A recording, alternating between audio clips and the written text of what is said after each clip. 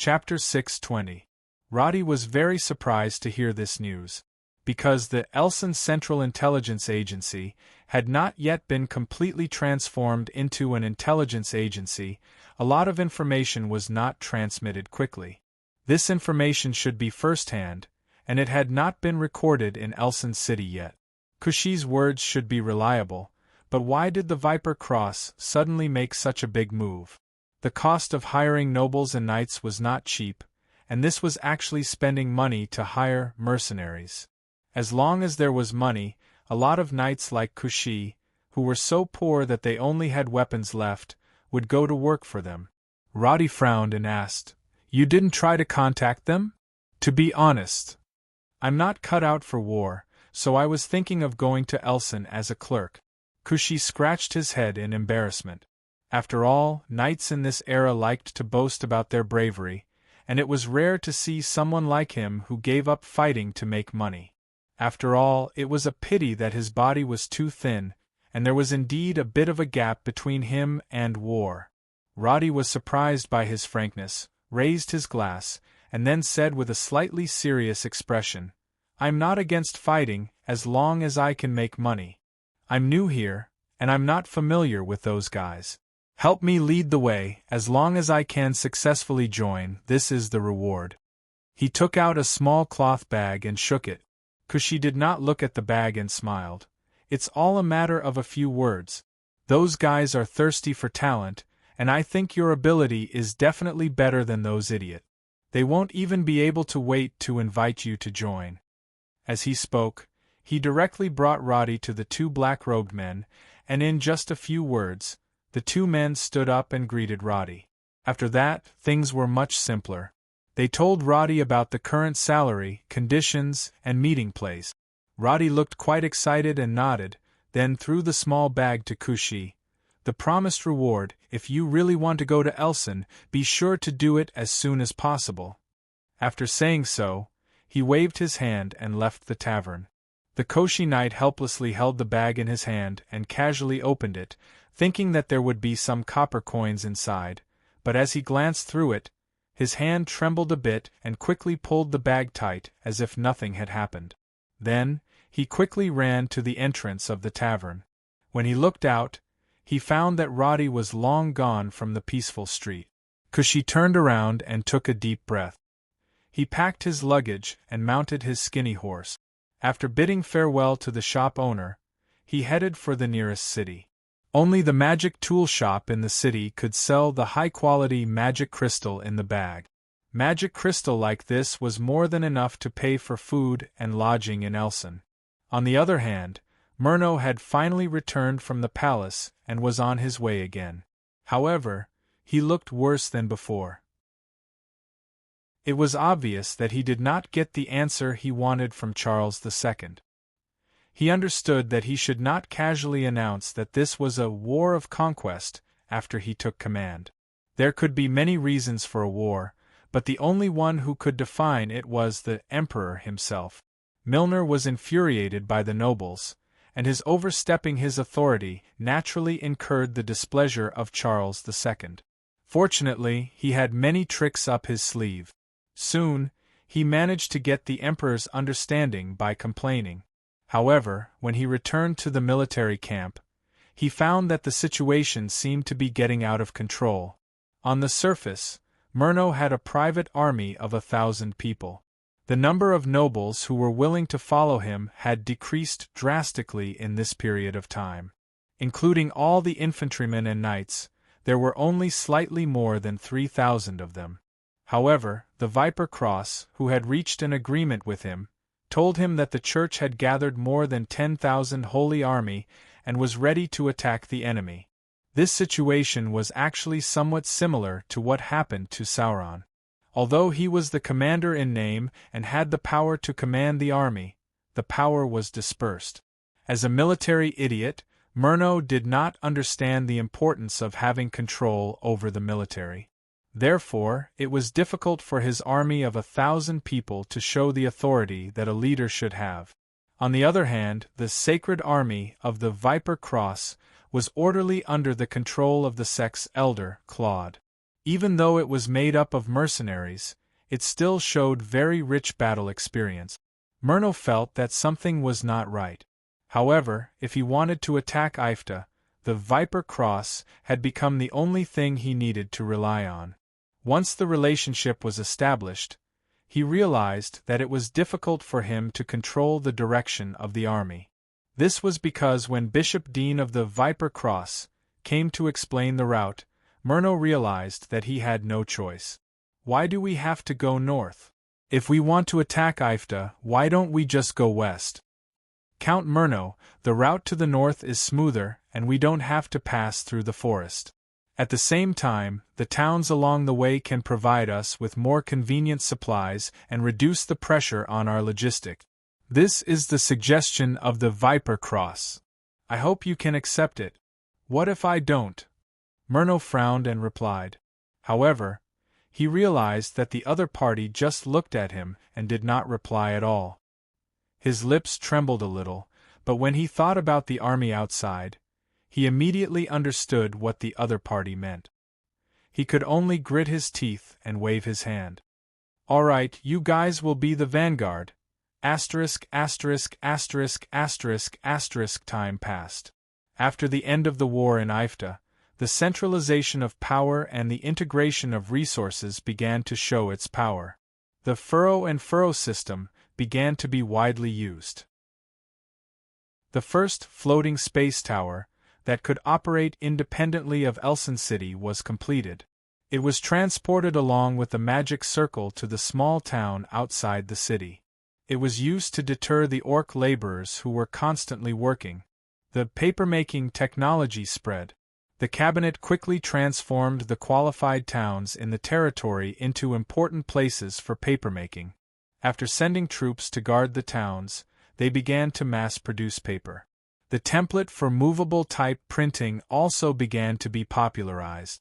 At the same time, Elson Press also produced many other newspapers other than Cullen's Times, including New Farmer News, that specialized in popularizing agricultural knowledge, and Entertainment Weekly, that was used to discuss interesting news and gossip. Among them, the one that was not very influential but had a clear political significance was the establishment of Magic Weekly. Chapter 6:21. The quality of these papers may not be high in the eyes of the Archmages, but such a novel form of dissemination directly broke the original closed teaching structure of the Kingdom of Karen. On the back of the journal, there was a note saying all mages are welcome to submit their papers. At the same time, it also said that as long as the mages were willing to share their research results, Elson City would provide points as rewards, and they could use the points to exchange for various magic items such as rechargeable crystals. This time, the magic circle in the Kingdom of Karen was in an uproar. Countless people gnashed their teeth and cursed Elson City's behavior. Because at this time, the dissemination of magic knowledge was still in the stage of self-preservation, there was not much communication between the various academies. The truly cutting-edge things were all hidden, and it was impossible to form a healthy academic atmosphere. However, the emergence of magic broke this pattern with an external force. Crone and the other archmages were very hesitant about this, but after a group meeting and discussion, they all understood a fact. If the academic atmosphere did not change from closed to open, the gap between the Kingdom of Karen and Lastman's fingertips would only widen. It was not too late to mend the pen after the sheep was lost. Several archmages submitted their papers one after another, which even alarmed Charles II. Although the latter expressed his dissatisfaction with these strange things, he did not realize what kind of changes this nationwide dissemination of knowledge would bring in the future. Because in the eyes of most people, Elson City's current behavior was simply doing good without asking for anything in return. However, when the nobles found out that the newspaper began to charge fees, they faintly felt that something was wrong. This paper, which was lighter and easier to sort than parchment, made a very favorable impression upon them, for there were so many uses for it: 4 copying books, for conveying letters, or for music, plays, or books of account, and all that had to do with writing, could be dispensed from the costly use of parchment. However, when they tried to buy paper in the market, they found that this thing was only sold by the trading firm of Par. This once unknown trading firm had now expanded into a considerable sales network, and at the same time, the tentacles of the Elson Central Intelligence Agency had also spread. The previously redundant way of transmitting information was abolished, and in its place, groups of intelligence personnel who had been rescreened and trained were specially responsible for the transmission of information. The nobles, who were completely unaware of this, had no choice but to allow the exclusive sales rights of the Par Region Trading Company to take root in various places due to their increasing need for paper. This allowed the originally hard-to-reach sales network to rapidly expand into the hinterlands of the kingdom that had never been reached before. Every territory in Par had its own president, who was in charge of the business owners in each town. The president was under the command of the district presidents of the 5 major districts in the kingdom. The district president's direct superior was the mayor of Elson City. When the mayor was not around, Camilla, the guardian, would take over the management. The CIA Elson adopted a similar structure, independent of any other department. A piece of paper was about 100 A3 sheets, and the production cost in Elson was only 30 copper coins.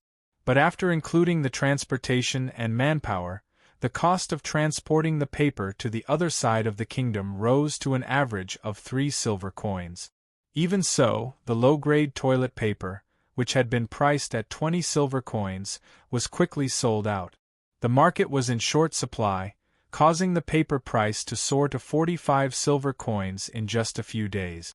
Even at such a high price, the cost of a piece of paper was more than 60% lower than the cost of parchment of the same size. Therefore, Ifta's paper mill was not making paper, but gold coins. This behavior of not forgetting to expand the export in the face of war made Charles II feel unreasonable. He angrily rebuked the nobles in the parliament, demanding that they immediately expel the trading firm of Par Region. But when he went to the toilet in private, he still secretly found a dozen pieces of toilet paper for the royal members to wipe their butts comfortably. Even the emperor was reluctant to admit it, let alone the nobles.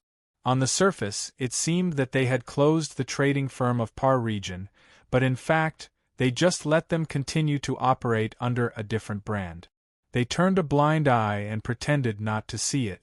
So Charles II order became a piece of paper, and Ifta continued to make money like crazy.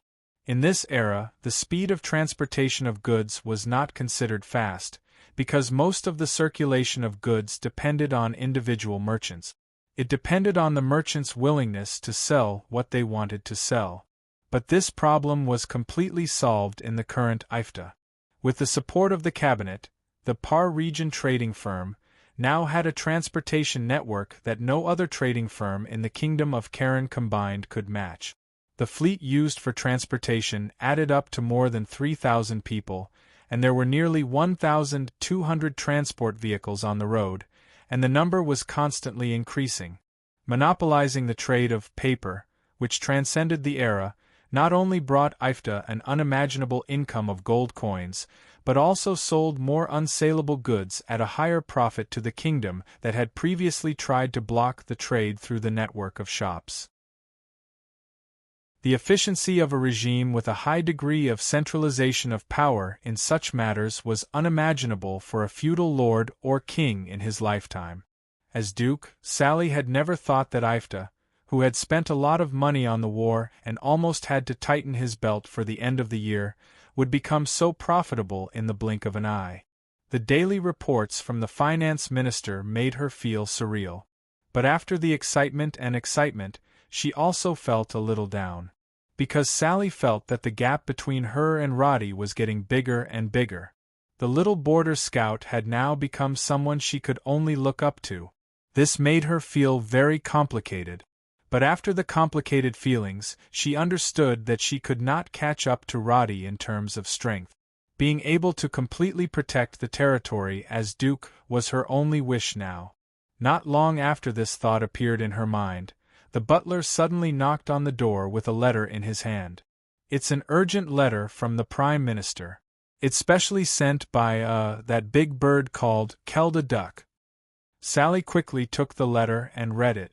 She found that the handwriting of the letter was messy. It should have been written in a hurry. The content made her frown even more. Viper Cross actually wants to take the risk? She had already experienced the madness of the heretic. But what surprised her more was the preparation Roddy asked her to do. As the serving priest of the Rose Cross, she had never thought that she would have to do such a thing. Many people will die. But thinking of the signal that Ifta Abbey sent after Roddy's visit, Sally also understood that she had to make this decision. In her position, she had to plan. If it was only the priest of the Rose Cross, Sally would definitely not agree to this plan. But as Ifta Duke, this was the best solution. When the centralized Ifta saw the Rose Cross as a hidden danger, how could the Rose Cross not see Ifta in the same way? Chapter 6:22. While the duck was delivering the secret message in the air, Roddy, who was dressed in a plain gray robe, was sitting in front of the campfire in the camp, listening to the bragging of the heroes around him. His sword was heavy, and when I blocked it for the second time, my wrist was numb from the impact. But this guy had no other advantages other than his strength. He lost his balance on the spot, and I split his head open with my axe. Whoa, tisk, tiske, tisk, gasps could be heard, and the burly man who told his story was full of pride. After following Milner's troops for 2 days, the Sacred Army that Roddy was part of had just reached the edge of Bergen's territory. According to the route that the Viper Cross had planned, they would take a detour to the north, then attack from the northeast corner of Ifta. This was the attack route that Milner had announced to his troops. He said that this was the only way to collect enough food and catch the defenders of Ifta off guard. Of course, Roddy scoffed at this. This was because on the second day that he joined the team as a fallen noble, he had eavesdropped on the conversations of a few corps members at night and determined that the real target of the Viper's Kiss was actually the Holy Cathedral's Viper's Kiss scepter. The Viper Cross's tactics were relatively hidden. It had never mentioned any target to the public, and even said that it was to attack Ifta and be loyal to the Cullen royal family when it was recruiting the Holy Cathedral. But in reality, the Viper Cross's operation was led by 3 powerful elders. Each of them was in charge of a troop, and each troop was controlled and managed by 3 to 5 bishops. There were about 2,000 soldiers who were under the banner of the Viper Cross, and they were considered to be the loyal church armed forces on the surface. At the same time, Roddy also learned from their conversation that there was an elite force hidden in the dark, but he did not know how many people there were in this so-called elite force. The remaining 7,000 people were the Sacred Army that Roddy was currently in. This army was made up entirely of hired knights and squires, and there were all sorts of people mixed among them. Although they were knights recruited by the Viper Cross, Roddy realized that when these bishops announced to the outside world, they all referred to the Holy Army as the warriors who fought for His Majesty Charles II. The purpose of this publicity was simple: it was to cover up the fact that Viper Cross was the main force of this team. This method sounded very childish, but in reality, it was very effective in this era where communication was not developed. Why would the knights who were recruited care about what the bishops said? They didn't care who they were loyal to, they were only loyal to the commission. During the 2 days of travel, no one came to preach, so no one in the team thought that they were fighting for the Viper Cross. From their conversations, everyone believed that their destination was Ifta, and no other possibility had crossed their minds. Hey, you're called Raphael, right? Come up and try it out. Judging by your appearance, I don't think you've been on the battlefield before. Don't pee your pants when we really fight. There was a lack of entertainment in this era, so a group of hot-blooded mercenaries naturally had to compete with each other. Roddy had been keeping a low profile like a passerby for the past few days, but he really could not avoid interacting with anyone. So now that he was dragged out by a few people in the camp to compete, it was something that he could not avoid. Knight Zack, I can't compete with you in terms of skills, but I can still spar with Parv and the others. Roddy used an alias and waved his hand fearfully. Such flattery naturally made the burly man called Zack proud, but he did not plan to let Roddy go. He grabbed his arm and pulled him up. Come, let's spar. 3 moves, don't overdo it. Okay. Timidly and hesitantly agreeing, Roddy took out a short sword that he had stolen from someone else, and clumsily got into a fighting stance. No one here used a wooden sword, because it would be laughed at as a child's toy. After Roddy pretended to use too much strength, he realized that Zack was indeed skilled. He easily blocked 2 strong attacks, and Roddy could not even counterattack before he was slapped away by the long sword in his hand. No more fighting, no more fighting.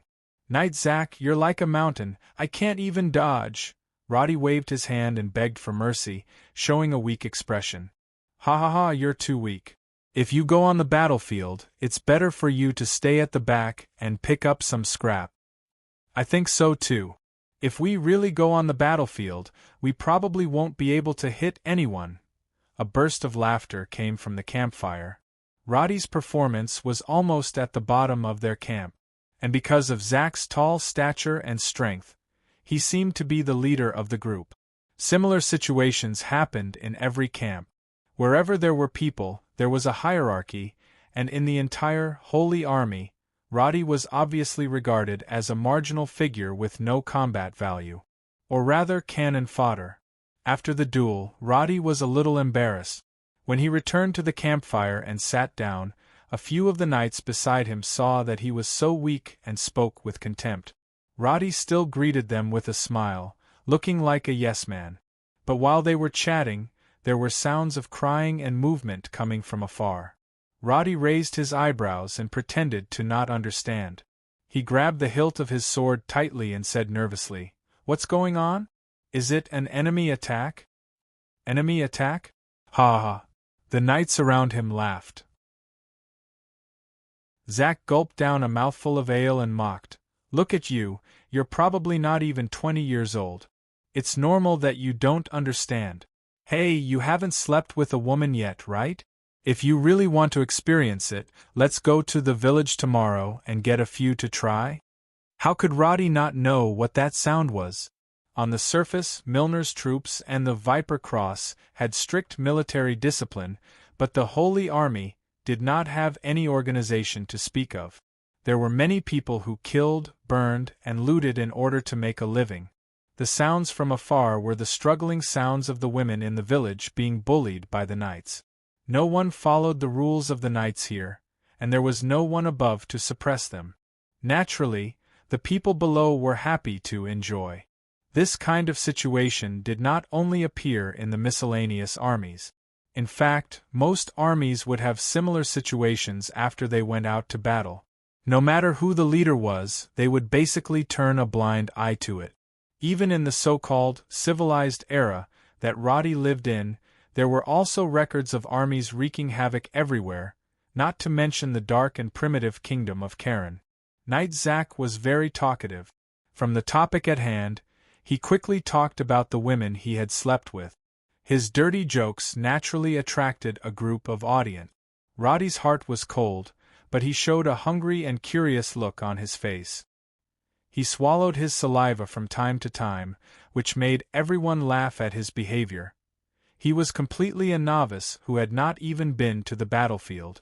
In terms of combat power, perhaps a few strong squires were stronger than him. Obviously, no one would think that this young man in front of them would have any connection with Efta. Chapter 6:23. At the end of June, the weather began to heat up. However, in the tall cathedral of the Holy Temple, there was an indescribable chill. After the routine chanting, it was time for the cardinal bishops and the Pope to discuss matters. Such a meeting would only be held once a week. Because the peaceful Rose Cross had very few changes after the last war, the main purpose of the Pope now was to recuperate, wait at ease, and maintain stability, so this routine meeting was almost a formality. But for Rubens, who had advanced to the rank of cardinal, every meeting had become a torturous moment for him. According to the usual practice, it was actually very difficult for Rubens, who was once the governor, to advance further. But because of his close cooperation with Ifta, and the series of battles that resulted in the Viper's Kiss, he replaced Cardinal Mograine, who was mainly responsible for the mistakes in the war. And after he took the position, he became the spokesperson of Ifta's faction among the cardinal bishops of the Vatican. No matter what was discussed in the Vatican, if it involved Ifta, the first person the Pope would ask about would definitely be Rubens, and for the past 2 years, Ifta's strong support for the Rose Cross had directly raised Rubens's status. A few months ago, Cardinal Rubens had already become the leader of one of the 3 major forces of the College of Cardinals. Although such a position was glorious and powerful, it had long since exceeded Rubens's original expectations. That was because he realized that the College of Cardinals, who stood below him and above tens of thousands of people, could no longer hear the chanting of the believers like before. Instead, there were many factions and things like forming cliques for personal gain. Even though he had expected it, he still did not think that the core of the Rose Cross, which he had devoutly believed in for decades, would be like this. Speaking of which, this was somewhat similar to how Sally felt when she was in a high position. The higher she stood, the more clearly she could see the filth. And with Ifta's complete victory in the war against the Orcs, Rubens's days suddenly became bad. When the Rose Cross saw that Ifta had quickly consolidated into a centralized and efficient government, there was a clear sense of crisis. The Pope hoped for stability, but other than the faction that supported him, there were 2 other voices in the College of Cardinals. One was led by Rubens, who hoped to continue to maintain good cooperation with Ifta for a win-win situation. The second was a little more radical, who advocated to expand the Vatican, take in more believers, and finally control the Kingdom of Karen. And previously, Rubens had a dominant position in the College of Cardinals because of Ifta. However, after the Pope rejected Rodi's request to cooperate with him, the situation was now reversed. More than 70% of the cardinals began to think that the Rose Cross should get rid of Ifta and try their best to distance themselves from him to avoid more trouble. But the funny thing was that the topic of the meeting was, the temple guard's expenditure was insufficient, and whether they should continue to rely on Eiffel's support. Rubens felt that these cardinals were sometimes even more shameless than the nobles. They armed themselves with Ifta's subsidy while shouting that they wanted to break away from Ifta's control. At the same time, they dreamed of ruling the kingdom. If you're so powerful, why don't you go see the God of Light? But he couldn't say what he was thinking. After all, in this position, one's position determines one's position. Rubens wasn't Rubens. He stood here and represented everyone in the political faction. So when everyone opposed working with Eiffel, he could not slap the table and say, "I think the same as all of you." Instead, he could only silently endure the criticism of this group of old men, tightly pursing his lips to control himself from engaging in a fierce debate with them, lest the Pope also completely fall to that side. Iverta's recently published newspaper seems to be good. The Pope casually started a new topic, but the people below did not know how to respond. They had all seen the newspaper, and the content was all positive about the Rose Cross. For a moment they did not know how to criticize them. It was indeed a little difficult, but this was not a problem for the old men in red who had experienced hundreds of battles. Grand Cardinal Nold said, "The content of the newspaper has now become the carrier of information that the diocese and even the whole country are competing to read. In my opinion, this is a long sword in Eiffel's hand. Today, the sharp blade is pointed at Murnau and tomorrow it may be pointed at us. This was indeed an irrefutable reason. There were many discussions around them, and many eyes were focused on Rubens. But Rubens did not seem to notice, and he did not say a word. When someone started, someone else followed. Rubens's expression did not change. He listened to their criticism for a long time, but he remained silent. In the eyes of the other cardinals, this attitude basically meant that they had given up resistance. So after a few sentences, they felt bored and changed the topic to other information. The Viper Cross cooperated with Murnau's military operation. The marching route has moved to the north. Bergen's territory has been destroyed by the orcs. There is indeed no surplus food. Then, are they planning to borrow food from us to fight like beggars? What the cardinal said was also a common scene in the kingdom of Karen. When a lord led his army to another noble's territory, he would borrow food, manpower, or even soldiers to continue the battle when he did not have enough supplies. Murnau was doing the same thing now. However, the cardinals were discussing how to get rid of this wave of beggars. Only Rubens, who had been silent all this while, suddenly spoke. How many troops did the Viper Cross bring to the battle? Will they pose a threat to the Holy Cathedral? However, before the Pope could say anything, the other cardinals laughed together. Lord Rubens, remember to ask about the battle report before you ask any questions next time. This is a war of conquest that Count Murnau is authorized by His Majesty. How dare he come to the Holy Cathedral to cause trouble? Among the 10,000 soldiers, only 2,000 are from the Viper Cross. Lord Rubens should be able to have a good night's sleep when he goes back today. These old men had peaceful faces. Outside of the meeting hall, they were all existences that the believers would be willing to kiss their boot. However, their sarcasm was no different from those mean nobles. Rubens raised his head and looked at the Pope, who had a calm expression. He knew that there was no need for him to continue speaking, so he lowered his head and replied, "If that's the case, I've thought too much. I've made a fool of myself." This kind of cowardly attitude really made the other elders feel like they were punching cotton. However, they still had the upper hand. At the same time, they didn't think that Rubens had the ability to continue making trouble. After discussing 3 or 4 topics in a row, the meeting finally came to an end. Rubens bowed respectfully and slowly retreated. As he walked along the white marble floor of the corridor back to his prayer room, his slightly trembling hands revealed the anger in his heart. Chapter 6:24. Rubens was stunned, and immediately remembered that this was Roddy's mount.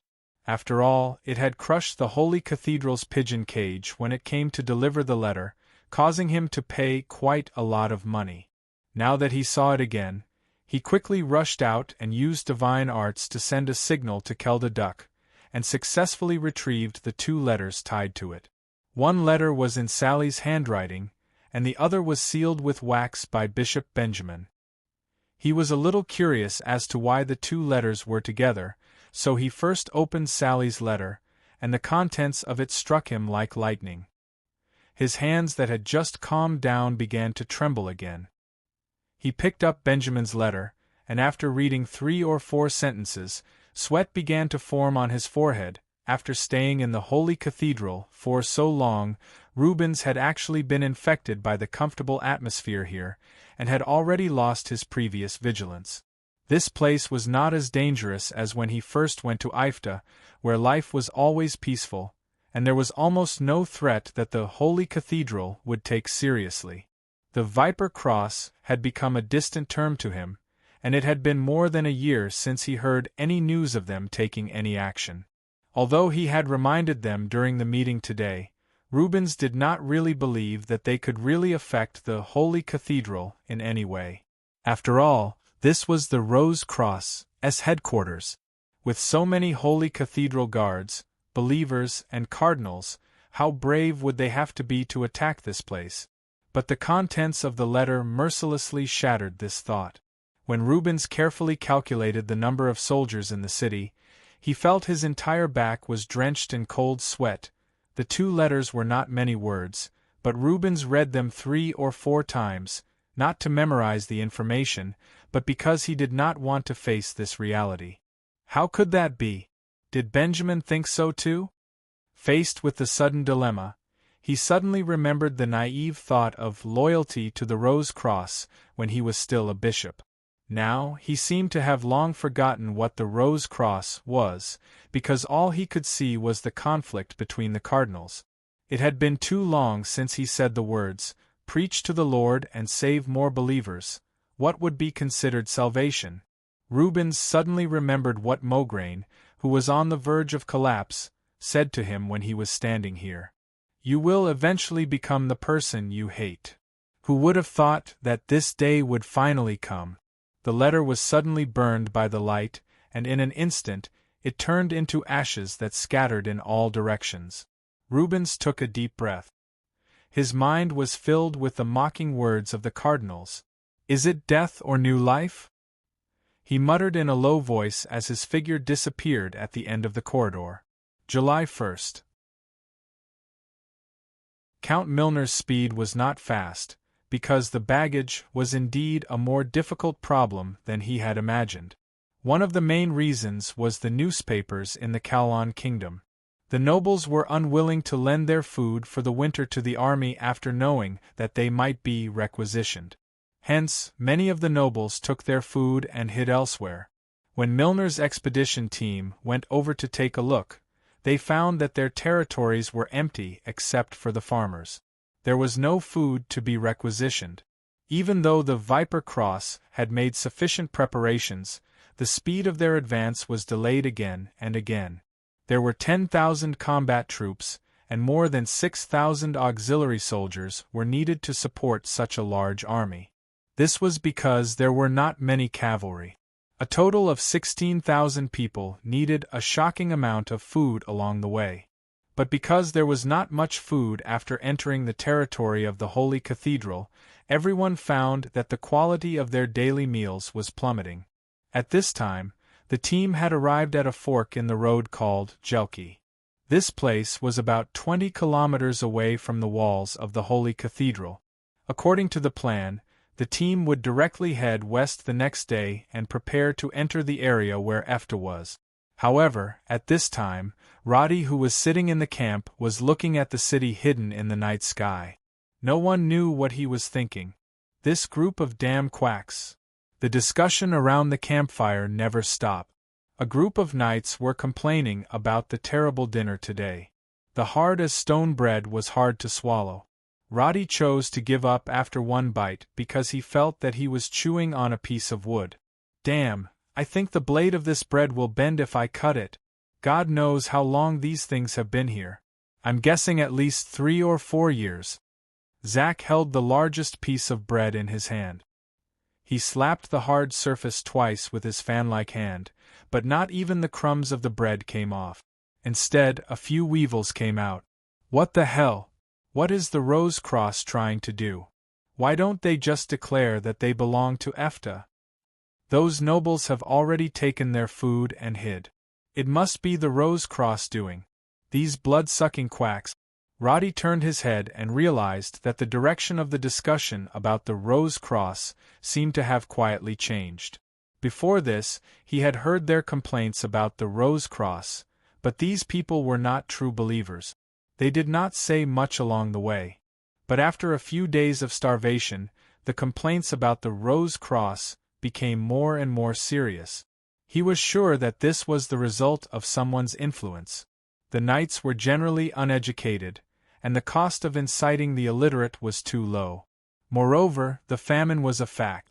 As long as they put the blame on the Rose Cross, it was not difficult to make the Holy Army hate them. The scolding didn't stop. Roddy did not continue to remain silent. He had now integrated into the small circle in the camp. But because he was young and the strength he displayed was weak, these arrogant knights ignored him.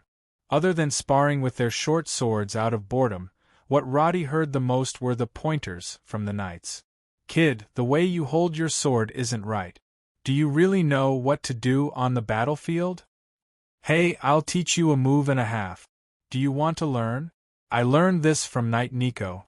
I can guarantee your survival on the battlefield. But such an exquisite sword technique needs to be paid. I'll teach you for 10 silver coins. Knight Nico was considered a powerful existence. In Roddy's memory, this guy died in the Battle of 596. At that time, he had advanced to level 41. As for now, you mean Nico? Didn't he get killed by the orc army?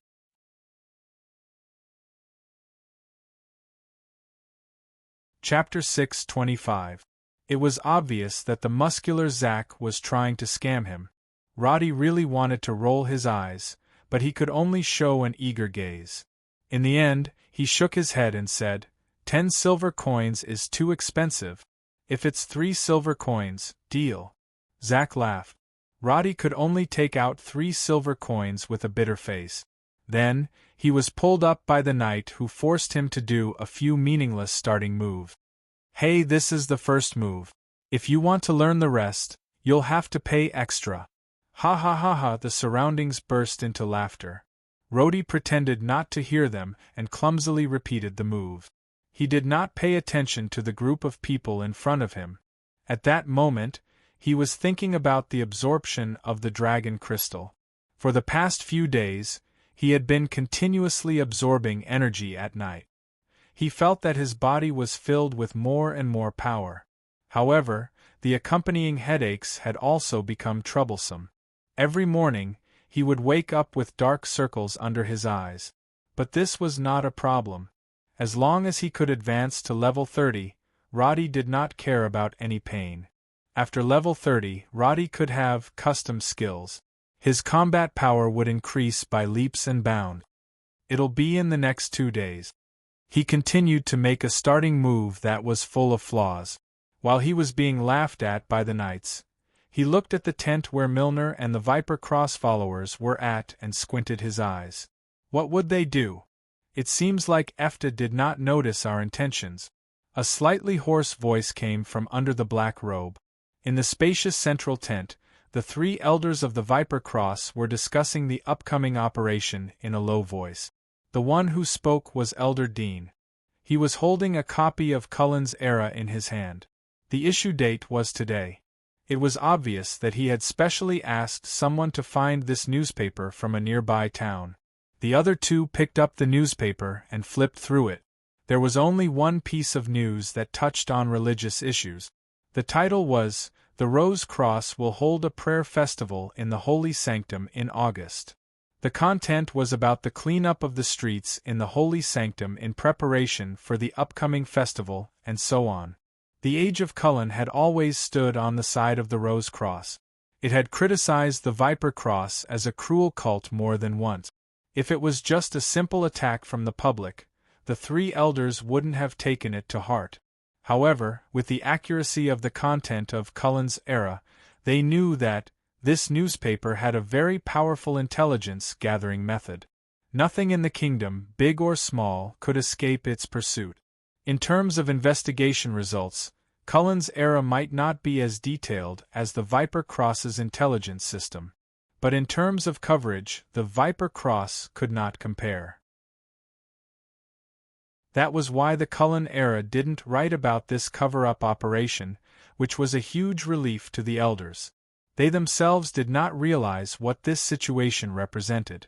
The resonance of the Viper's kiss is even more obvious now. We need to seize the opportunity. This may be our only chance to turn the situation around. The Pope has been preparing for this for too long. This time we can only succeed, not fail. Elder Dean said as he took out a red magic crystal. Its surface was glowing red, and it flashed rhythmically as if it was breathing. The shadow blade is ready. Elvis, who was shorter in stature, nodded.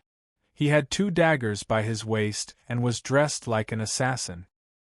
He then turned to the skinny old man who had been silent all this while and asked, "Where is this so-called sacred army?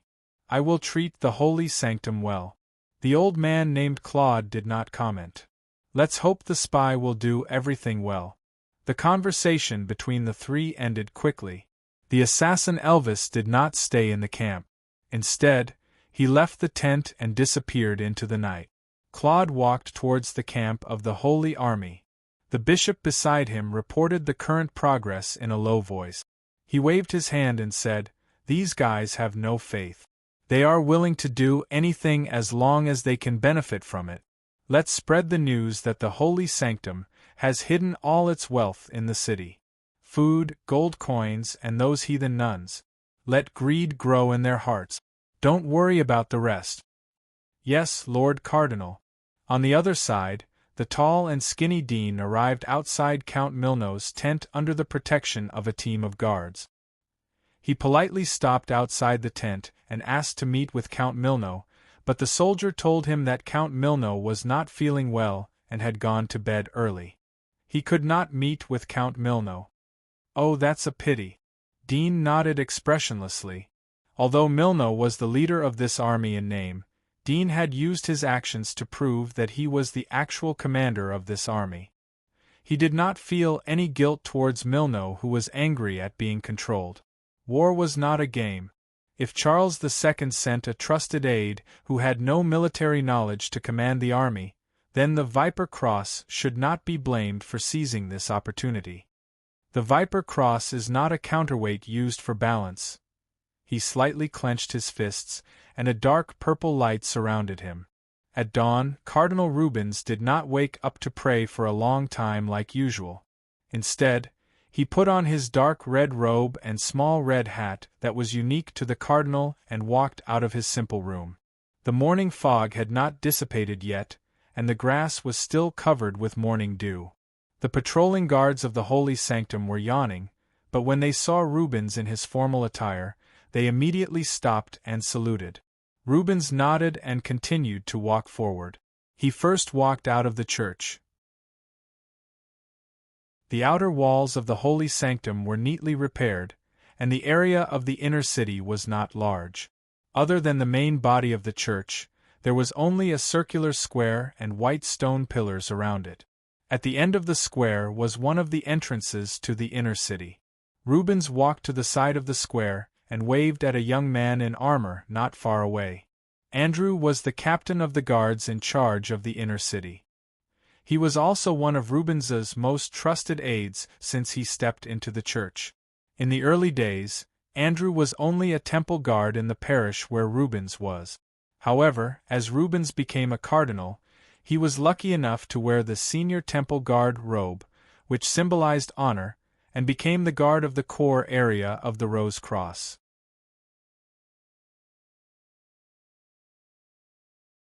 Chapter 6:26. Seeing Rubens waving his hand, Andrew ordered the other soldiers to continue patrolling while he took a few steps forward and walked to the shadow behind the building. He saluted and then asked curiously, "Sir, why did you suddenly come here today? Are you going out for some business?" "Indeed. I have to leave the Divine Temple for a while. I'm not sure when I'll be back." Rubens looked serious and did not seem to be chatting, which made Andrew nervous. "You mean, the affairs of the Grand Cardinals are too much for me to handle. I want to take a rest in the countryside." He was actually admitting his failure in the political struggle. Andrew naturally understood what he was implying. Without further ado, he said straightforwardly, "When will you leave, my lord? I'll go with you. Wherever you go, I'll go." Rubens was quite satisfied with such loyalty. However, he shook his head and gave him a money bag. "I don't know when the news will be settled. I'm just here to say hi to you. So, take a few days off. Bring your brothers to have a few drinks and build a good relationship with the guard captains. That way, the guards you've trained will have something to answer for." It was actually a tradition. Every guard captain had good talents under their command. If Andrew left, those promising talents would not leave with him. If he did not build a good relationship with them and ask them to take care of them, the original talents would soon be buried. Rubens was obviously considerate of Andrew. For him, the most important thing to take care of his subordinates was to always remember to take care of them. "My lord," Andrew was so touched that his eyes turned red. He reached out to push the money bag, but Rubens stuffed it into his arms. The heavy feeling made him realize that it was not silver but gold. "You're the only one I can trust in the divine temple. So do as I say." "Yes, my lord." Andrew did not doubt Rubens' words at all. He lowered his head and answered. There were a total of 3 city gates in the inner city, and a total of 12 teams of guards were on duty in shift. There were less than 200 people in total. Apart from that, there was also a team of 200 church guards to protect the safety of the core church. However, after a long period of peace, it was not difficult for the guard captains to ask for leave to go out for a meal. It was fine as long as there was a team guarding each of the 3 inner city gates. The rest of the soldiers could move freely. In terms of the strength of the guards, Andrew's team should be the strongest among the 12. He was good at commanding the troops, and the overall combat ability of the troops he led was more outstanding. However, in this era, the trait of strong combat ability was nowhere to be seen, so no one cared if he took time off from work to have a meal with his old buddies. After giving a few more instructions, Rubens turned around and returned to the cathedral. He walked up the steps and walked through the 8-meter-tall wooden door. In his field of vision, there were already bishops who had begun to recite their scriptures. He passed through the huge lecture hall with ethereal echoes, and walked through the wide corridor made of white brick. When he passed by a huge iron door, his gaze paused for a second. Behind the iron door was the path to the secret underground chamber. The Viper's Kiss scepter had been moved here after it drove the monks guarding it crazy. The Pope had personally cast a spell to seal it to reduce the mental influence it had on others. Rubens frowned slightly. He remembered that the Pope's body had become much weaker after that incident. Recently, his complexion had been terrible, and his voice was weak. It was obvious that he had expended a lot of energy. The cold iron door was still the same, but when he stared at it, Rubens could no longer hear the vague whispers in his mind like before. Rubens squinted his eyes and moved his gaze away. He then continued forward and came to the White House where the Pope was. Even the cardinal bishops could not directly discuss problems with the Pope. Therefore, he used the Pope's chamberlain to solemnly express his opinion that we should be wary of Count Milno's coalition army. The chamberlain entered the room to convey this news, and very quickly gave a response. Pope Peter expressed, understood. This response was actually non-committal, because if such a warning was taken seriously, the Pope would immediately send people to mobilize the guards in the city to organize and be on guard in advance. Rubens sighed and raised his drooping eyelids slightly. He looked at the young chamberlain and nodded to indicate that he accepted the answer. He then made his request of returning to the countryside to rest for a period of time.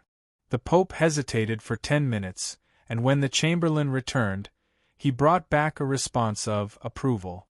Rubens knew that the Pope's action also meant that he had already completely given up on cooperating with IFTA.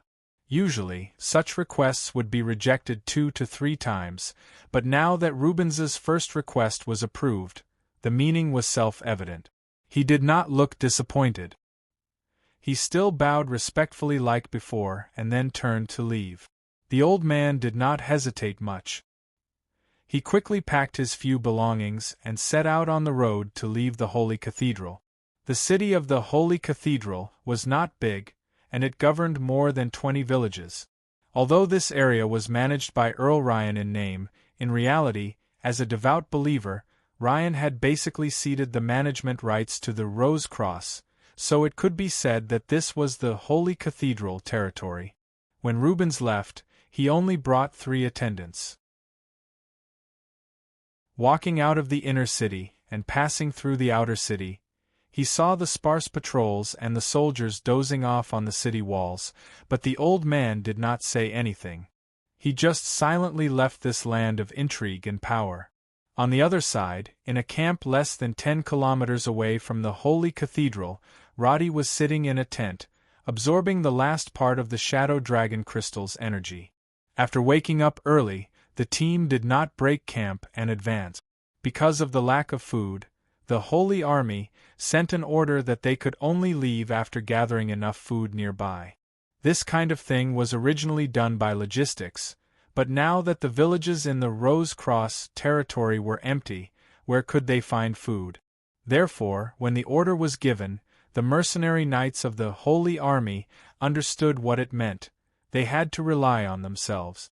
Teams of all sizes spread out in all directions. When Roddy joined this team, he specially bought an ordinary warhorse, but he rejected the request to go out with them because he was not good at riding. He stayed in the tent and continued to advance to level 30. His choice made the Knight of Zack and the others in the same camp sneer.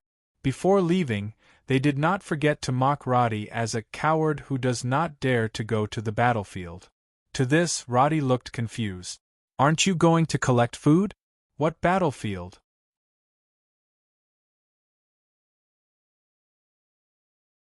Chapter 6:27. At this time, the dragon crystal in Roddy's hand was glowing. The originally dark purple crystal was now translucent, which meant that the energy within was almost exhausted. It was not easy for Roddy to drain the energy of a complete dragon crystal. According to the mission standard, Roddy had already completed the advancement mission. For the level 30 advancement mission, 5 level 30 perfect magic crystals were actually enough.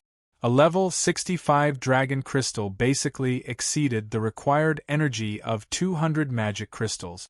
When Roddy was absorbing the energy, he could feel the changes in his heart. A ring-shaped energy body was constantly hovering over his heart, and a warm feeling flowed through his body. Every time he absorbed the energy, he felt comfortable as if he was soaking in warm water. After reaching the required amount of energy, Roddy found that continuing to absorb the energy did not have much of an effect on the ring. He also did not feel the energy escaping or exploding. So, he simply continued to absorb the energy. He wanted to see what would happen if he completely absorbed the dragon crystal. But now, as the last ray of light disappeared, Roddy's body trembled. He suddenly felt that the ring in his heart had undergone a qualitative change. At the stage where the mission was completed, he still needed to concentrate to feel the existence of this ring. But now, he felt that the ring had solidified, as if there really was such a warm ring in his heart. Its existence made the blood and energy in his whole body flow endlessly. Roddy clenched his fist, feeling the bursting vitality. He felt that the time zone was indeed much larger than when he was a level 30 ranger. This ring is the heart of the Witcher mentioned in the mission? He opened the mission bar and found that it showed that the mission completion rating was the highest. This result was not surprising to Roddy. He glanced at the title of Witcher level 30 and quickly flipped through the other glowing boxes to check the rewards of leveling up. Crossing this threshold allowed Roddy's attributes to increase further. However, for Roddy, the most important thing was not the change in his stats, but the custom skills that could only be obtained after reaching level 30. You have obtained 3 custom skills slots. You have the skill Heart of the Witch. You have received an additional reward. The Last Witcher title has leveled up. You have obtained an additional reward. Battle Stance Dragon's Shadow. Roddy clicked on the skill bar, and as he remembered, there was a custom skill page, and the blinking Heart of the Witch was a passive skill. Heart of Demon Hunter passive effect. Increases all existing advanced talents by 1 point. Effect. Increases your resistance to shadow spells by 245. Effect. Recovers 0.25% HP per minute in non-combat state 0.1% in combat state. Effect. All of your attacks have a 10% chance to trigger the Shadow Burn effect, dealing continuous damage to the target. This passive skill was obviously too powerful. The HP recovery was calculated as a percentage, which was enough to give Roddy the ability to be close to immortal. Even if he was hit until his HP bar was empty, he could still recover after a nap. Roddy had never heard of this skill before, so he stared at it for a long time to confirm that he was not mistaken. Obviously, this had something to do with the Shadow Dragon crystal. The powerful and pure infusion of energy directly gave Roddy this reward skill that was far beyond the normal level of level 30, which surprised Roddy, but also made sense. After all, this was the Dragon Crystal of Dragons, not some subspecies or some random cat or dog. The special bloodline and power were enough to make this skill far surpass all the rewards that Roddy remembered for class advancement. He also found that the upgrade of The Last Witcher title was also related to dragons. It added Dragon's Deterrence to the original, which had a deterrent effect on most magical beasts. At the same time, the newly added battle stance was the same frowny-faced dragon's shadow effect, increases the effect of Dragon Slayer's Mark by 15% effect, receives the skill Dragon Power Roar. Dragon Power Roar consumes 100 MP cooldown, 6 hours effect, releases a dragon power, and the surrounding enemies will be deterred for 3 seconds. The Dragon Slayer's Mark itself increased Roddy's attributes by 30%. If this skill was activated, it would be equivalent to adding another crowd control skill. These two rewards could be said to be generous, but Roddy currently valued the 3 custom skills the most. So after he packed up the crystals, he looked out through the gap in the tent, then put on the conspicuous equipment such as the ring, necklace, and belt that he had previously collected in his bag. He picked up the short bow and began to edit the skills that he was once familiar with. He was not worried that Zack and the others would suddenly come back, because according to his guess, Zack and the others' behavior of jumping into the pit would certainly lead to consequences that they could not bear. Outside the Sanctum City. As it was far from the border, the Sanctum had not faced a large-scale enemy attack for a long time. The influence of the Rose Cross caused the surrounding devout believers to be much more stable in terms of security compared to other areas. Even the nobles rarely had battles or duels like other territories, but spent all their attention on worshipping the Rose Cross. Without external and internal troubles, the outer city of the Sanctum was not heavily guarded. Usually, the Sanctum did not impose a strict curfew. For the city defense team, patrolling on the city wall, changing shifts, and patrolling the streets of the outer city. The total number of city defense soldiers was no more than 400 to 500. Every day they patrolled numbly in this kind of mechanical way. There was no technical content, and there was no opportunity to fight. On the other hand, the Templars, who were used to defend against foreign enemies, were even more idle. The Templars were replaced every 5 years, and it had been more than 20 years since they fought in a war. Although they were equipped with the most magnificent armor and weapons because they were in the Holy Temple, the purpose of these equipment was more for show. Because the only time these Templars could be fully armed was when they acted as the guards of honor during the festival. Speaking of which, the life of the soldiers in the outer city was actually similar to that of the scouts in Norland Village that Roddy was in. In comparison, although their conditions were better, it was even more detached from the duties of a soldier, and became a symbol. The average level of the Templars in the outer city was 10, and the criteria to enter was not one's martial arts, but who could recite the scriptures more clearly, and who was more devout. Only a few of the guard captains were passable, but they could not be compared to the inner city. At this time, the city gate was wide open, and pedestrians and merchants came and went under the watchful eyes of the city defense team. The bored soldiers were chatting in the shadow of the door, and as they were chatting, they saw a captain of the Templars in leather armor pass by in front of them, and the two quickly stood up and saluted. "Sir, right."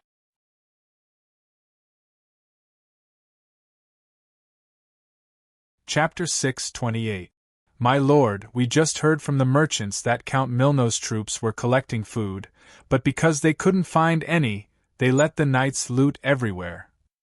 Yes, my lord, some of them heard the news and fled here in advance to seek refuge. It was natural to hear all kinds of gossip while guarding the city gate. True and false were mixed in, and there was no meaning to refer to them. As they were talking, a caravan arrived at the city gate. There were about 20 mercenaries and coachmen escorting the caravan, and they formed a line that was dozens of meters long outside the city gate. The city guards did a routine inspection, and the leader of the caravan stuffed a bag of silver coins into the caravan with a flattering smile on his face before they were allowed to pass. After the caravan passed, Wright smiled and pointed. "Look at them, they don't look like they were looted at all. You guys, don't just listen to the wind." Yes, my lord is right. There were 2 other caravans that came in the morning.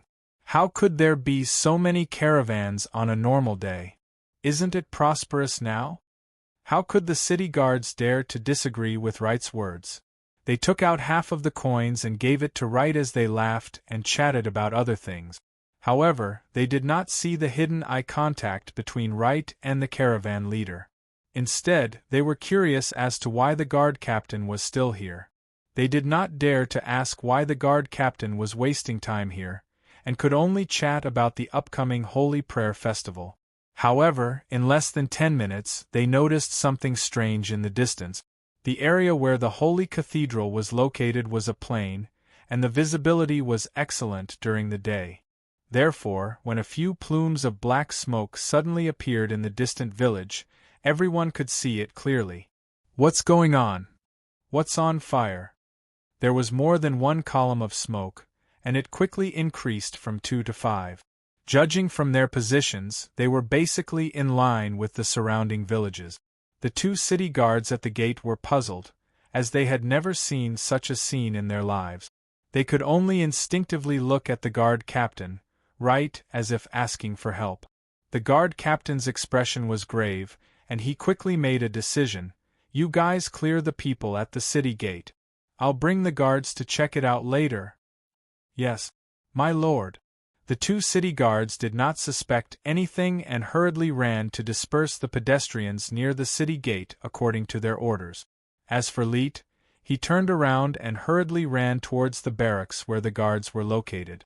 However, what no one noticed was that the corner of the guard captain's mouth curved into a sneer. "Get ready to begin."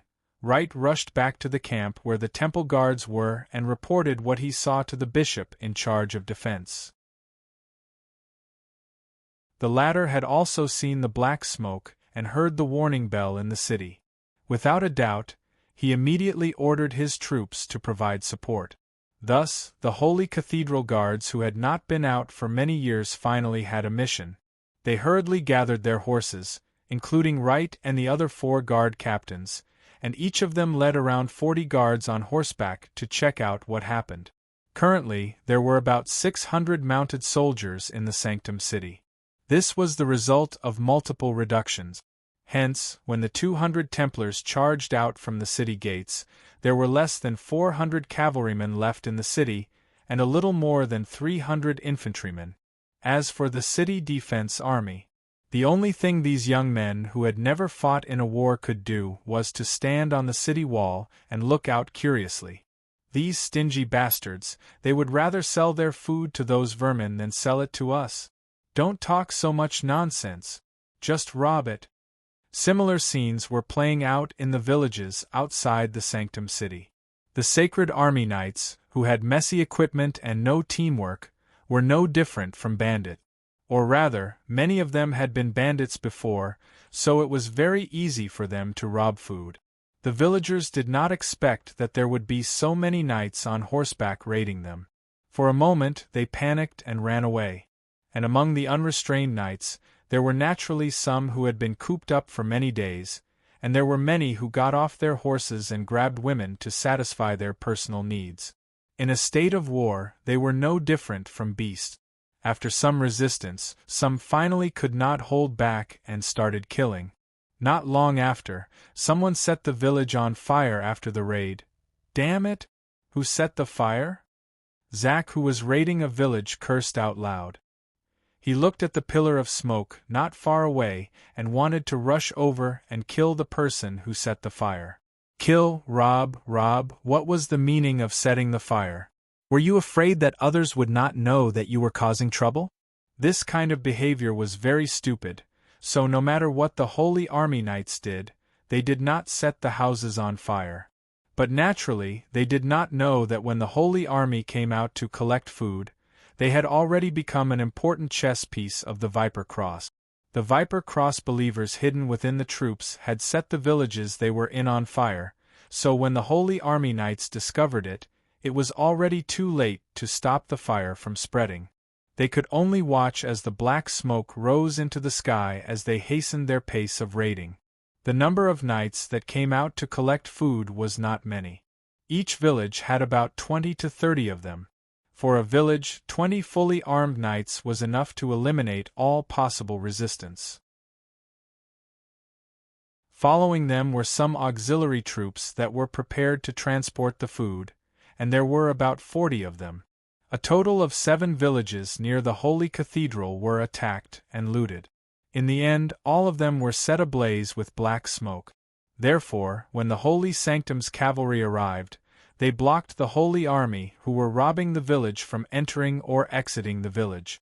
Looking at the burned villages and the murdered villagers, how could the Holy Knights not know what was going on?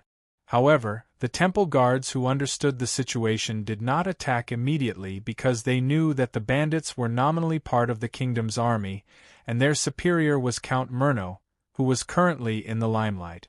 If they were to fight with the bandits, it would not be as simple as the village being raided. Instead, it would escalate to the question of whether the Rose Cross still respected the Cullen royal family.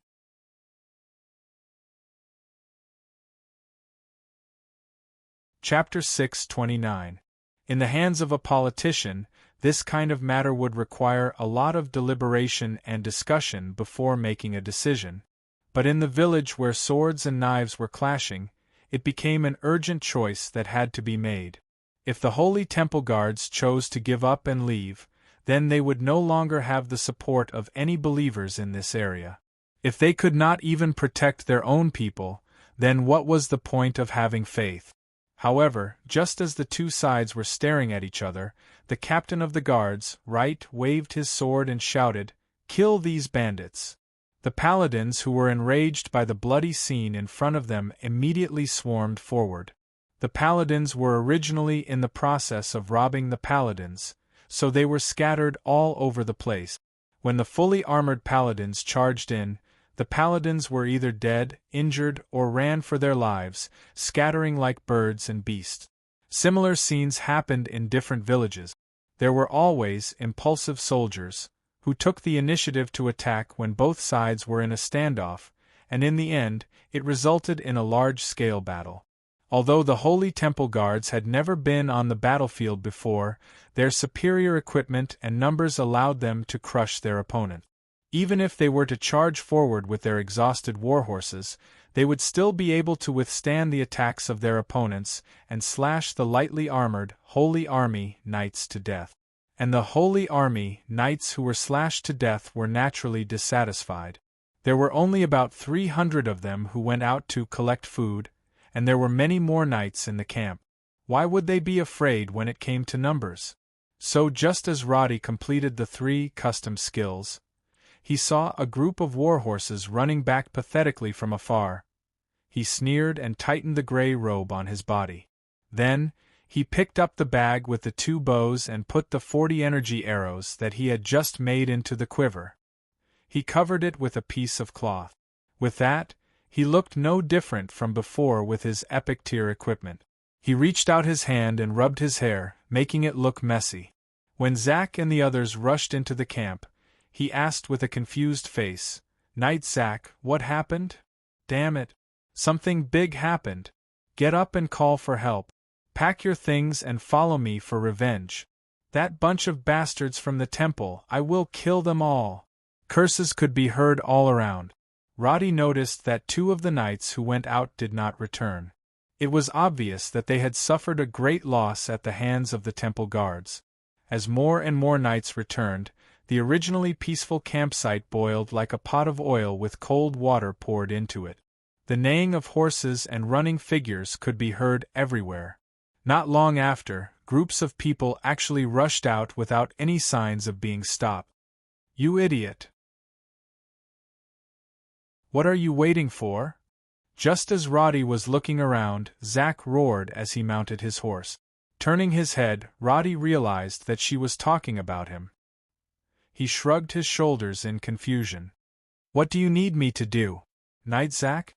I've already said it. Pick up your weapon and follow me." Zack was exasperated, and did not notice Roddy's gray robe that was propped up by the dragon scale armor. All he could think of was to bring his men back to take revenge. Not only did he scold Roddy, but the rest of the people in the campsite who were slower were also scolded. "Lord Zack, don't we need to wait for orders?"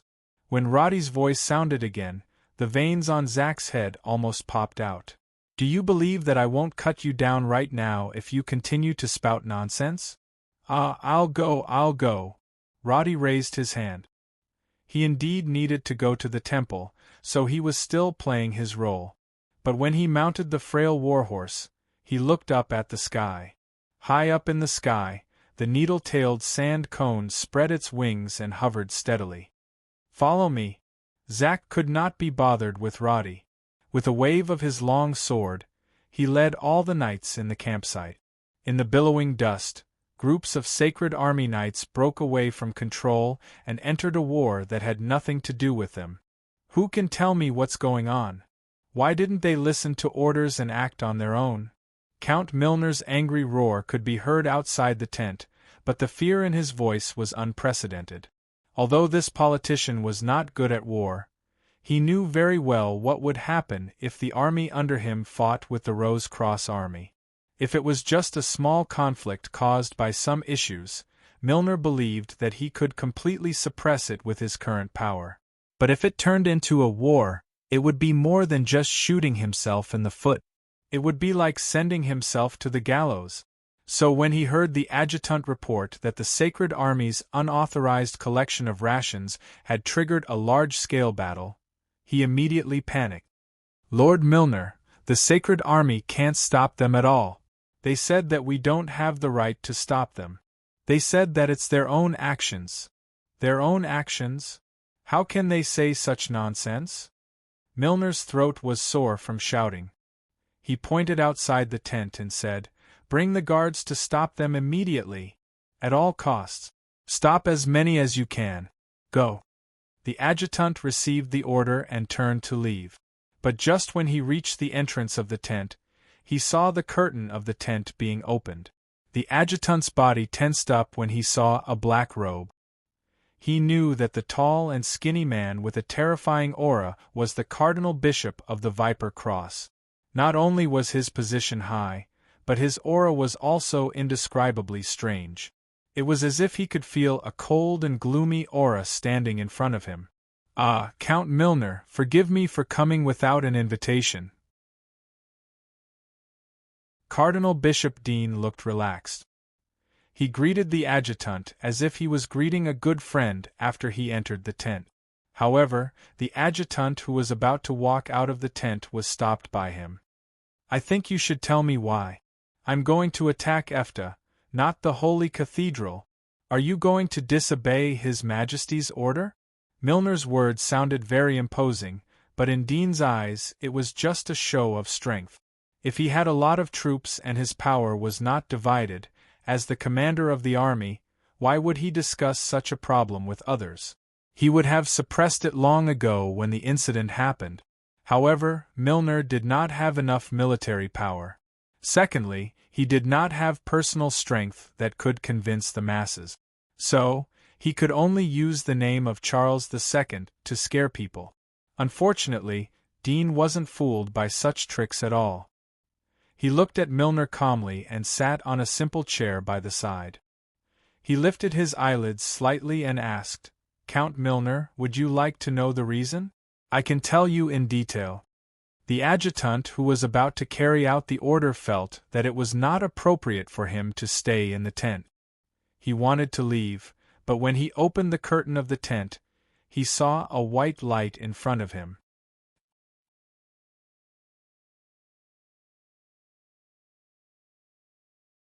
Chapter 630.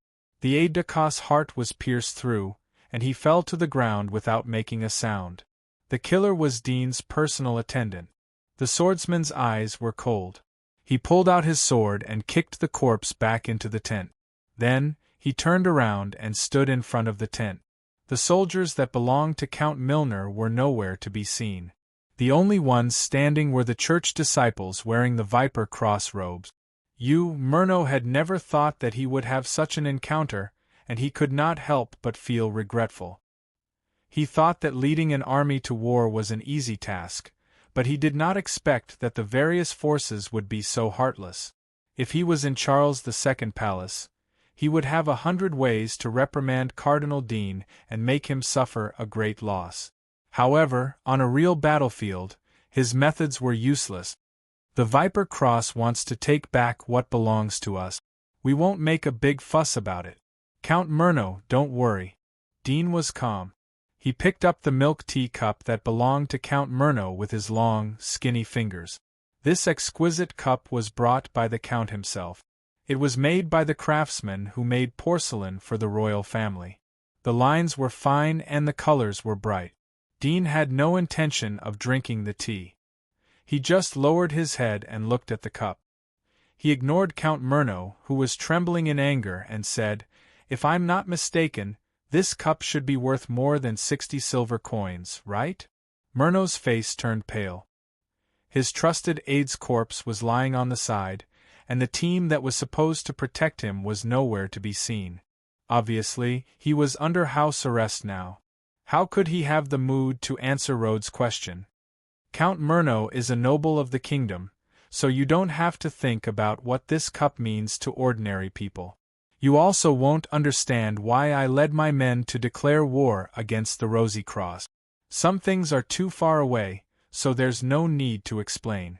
You won't understand even if I explain. He put down the cup and looked up.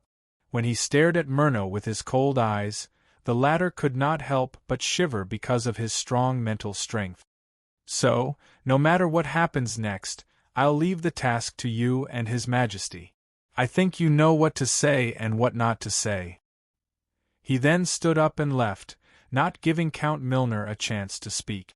When the adjutant's corpse was dragged away, Murnau, who was sitting in the tent, turned from anger to fear. He understood that no matter what the Viper Cross did, he would be the one to take the blame. The village outside the Sanctum City had experienced a series of fierce battles in the morning, and the Sanctum Guards that had rushed out had won the battle due to their superior equipment. But after successfully chasing away the sacred army that had plundered the grains, the exhausted war horses no longer had the strength to return. So, all the teams decided to rest and reorganize in the village. But before they could even have a bite of lunch, the sacred army that came for revenge swarmed the village. There were at least 50 to over 200 of them. No matter how strong they were, just the numbers alone had completely overwhelmed the temple guards. Under such circumstances, the exhausted temple guards could not escape in time, they could only brace themselves and fight. The only thing they could do was to immediately send soldiers back to temple to request for reinforcements. So, the news of the 5 teams requesting for reinforcements reached the sanctum in the afternoon, and the bishop in charge of defense was shocked. He knew that he could not make the decision, so he could only rush to the church in the inner city and urgently request to see the pope and the cardinal bishops to resolve the matter. However, the group of old men in the cardinal bishops had not experienced such an urgent situation for a long time. When they received the notice to convene a meeting, all of them changed their clothes and went to the church. After the Pope explained the situation, the cardinals looked at each other and did not know how to react. "What do you mean? Is Count Milner planning to declare war on the Rose Cross?" "I don't think so. Maybe it's just a conflict caused by his failure to manage his subordinates well. The knights that he gathered at the last minute are mostly mercenaries. If he could not control them, it's not surprising that they would be plundered. But now that it has happened, what should we do? The village has been plundered, and the temple guards are surrounded. Are we just going to watch? The chaotic discussion reverberated in the church, and even the Pope was annoyed. However, because of the rules of the church, he could not make a decision on the matter at hand. He could only try his best to guide and summarize, and get the cardinal bishops to come up with a practical decision as soon as possible. However, as the group of old men discussed, they suddenly realized a problem. Rubens had disappeared. In the morning, Rubens's departure was too sudden. The news of him leaving the Holy Cathedral had not even spread in the inner city. At this time, Rubens's faction of cardinals were silent. Only then did the others realize that Rubens had escaped. Choosing to retreat in a political struggle basically meant that one would not be able to do anything in the future. Many old men finally heaved a sigh of relief, and the subsequent decision was soon unified. Now that the faction that was close to EFTA had completely lost its momentum because of Rubens's absence, almost everyone present believed that befriending the royal family was the main purpose of the future action. Their opinion was also very much inclined to let the matter rest. First send the army to rescue the temple guards, then calm the matter down, and then put the matter on the table of negotiation. This was the mainstream opinion of the entire Vatican. If Rubens was here, he would definitely put forward a stronger opinion. He had experienced the battlefield in EFTA, and had a deeper understanding of these small conflicts or frictions that sounded like nothing. But unfortunately, he was not here, and the cardinal bishops who had lived in the Holy Cathedral for a long time had almost forgotten what war was like. They could never remain calm until the end of the war. This principle had been completely forgotten by them. It was not that no one in the Vatican was willing to object, but the opinion leaders had already reached a consensus, and no one else could object. Therefore, the Pope quickly sorted out the opinions and issued them. By the time the cardinal who received the order went to execute it, 2 hours had passed since he reported the news. Including the preparation time for the mobilization of the entire city's armed forces, by the time the rescue team set off, there was no longer any fighting to speak of in the villages. Cardinal Rubens, who had left the Holy Cathedral in the early morning, had already traveled 30 kilometers west in the afternoon. If he had followed the carriage's speed, he could have gone further. But obviously, Rubens was not in a hurry. Almost every hour, he would stop the carriage to rest for a while. After all, he was already old, and the bumps and swaying were really a big drain on his physical strength.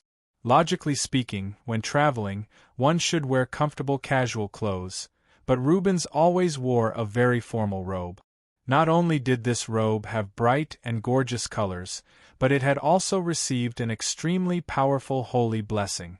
At the same time, he was also holding the cardinal's scepter, which was only used during the grace ceremony, and even wore a crown inlaid with magic crystal.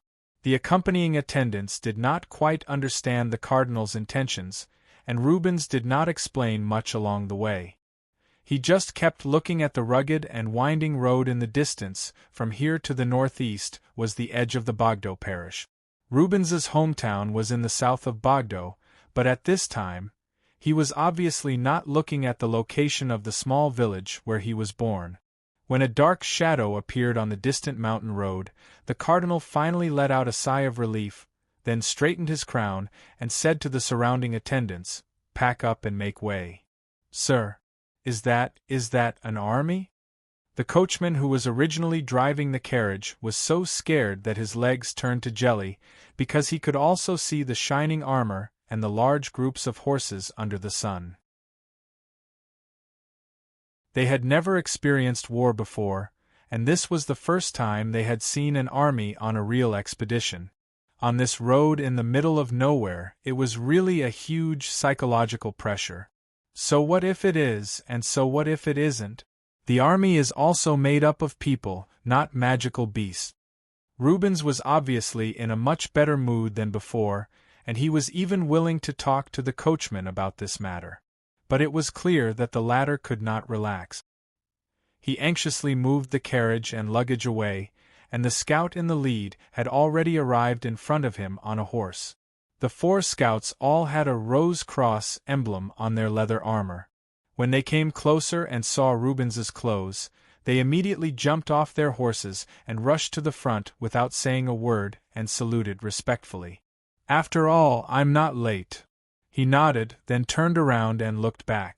In his vision, the column of smoke near the Holy Cathedral was gradually dissipating into the sky. When the decision of the Cardinal and the Pope was carried out, the remaining 600 to 700 garrison troops in the Holy Cathedral city were basically all mobilized. Because it was in the name of rescue, after they put on their armor, they did not split into 5 teams like before, but instead moved forward in a group, rushing from near to the nearest village.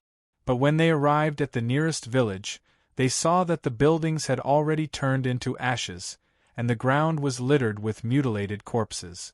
Rescue? The battle had already ended 2 hours ago.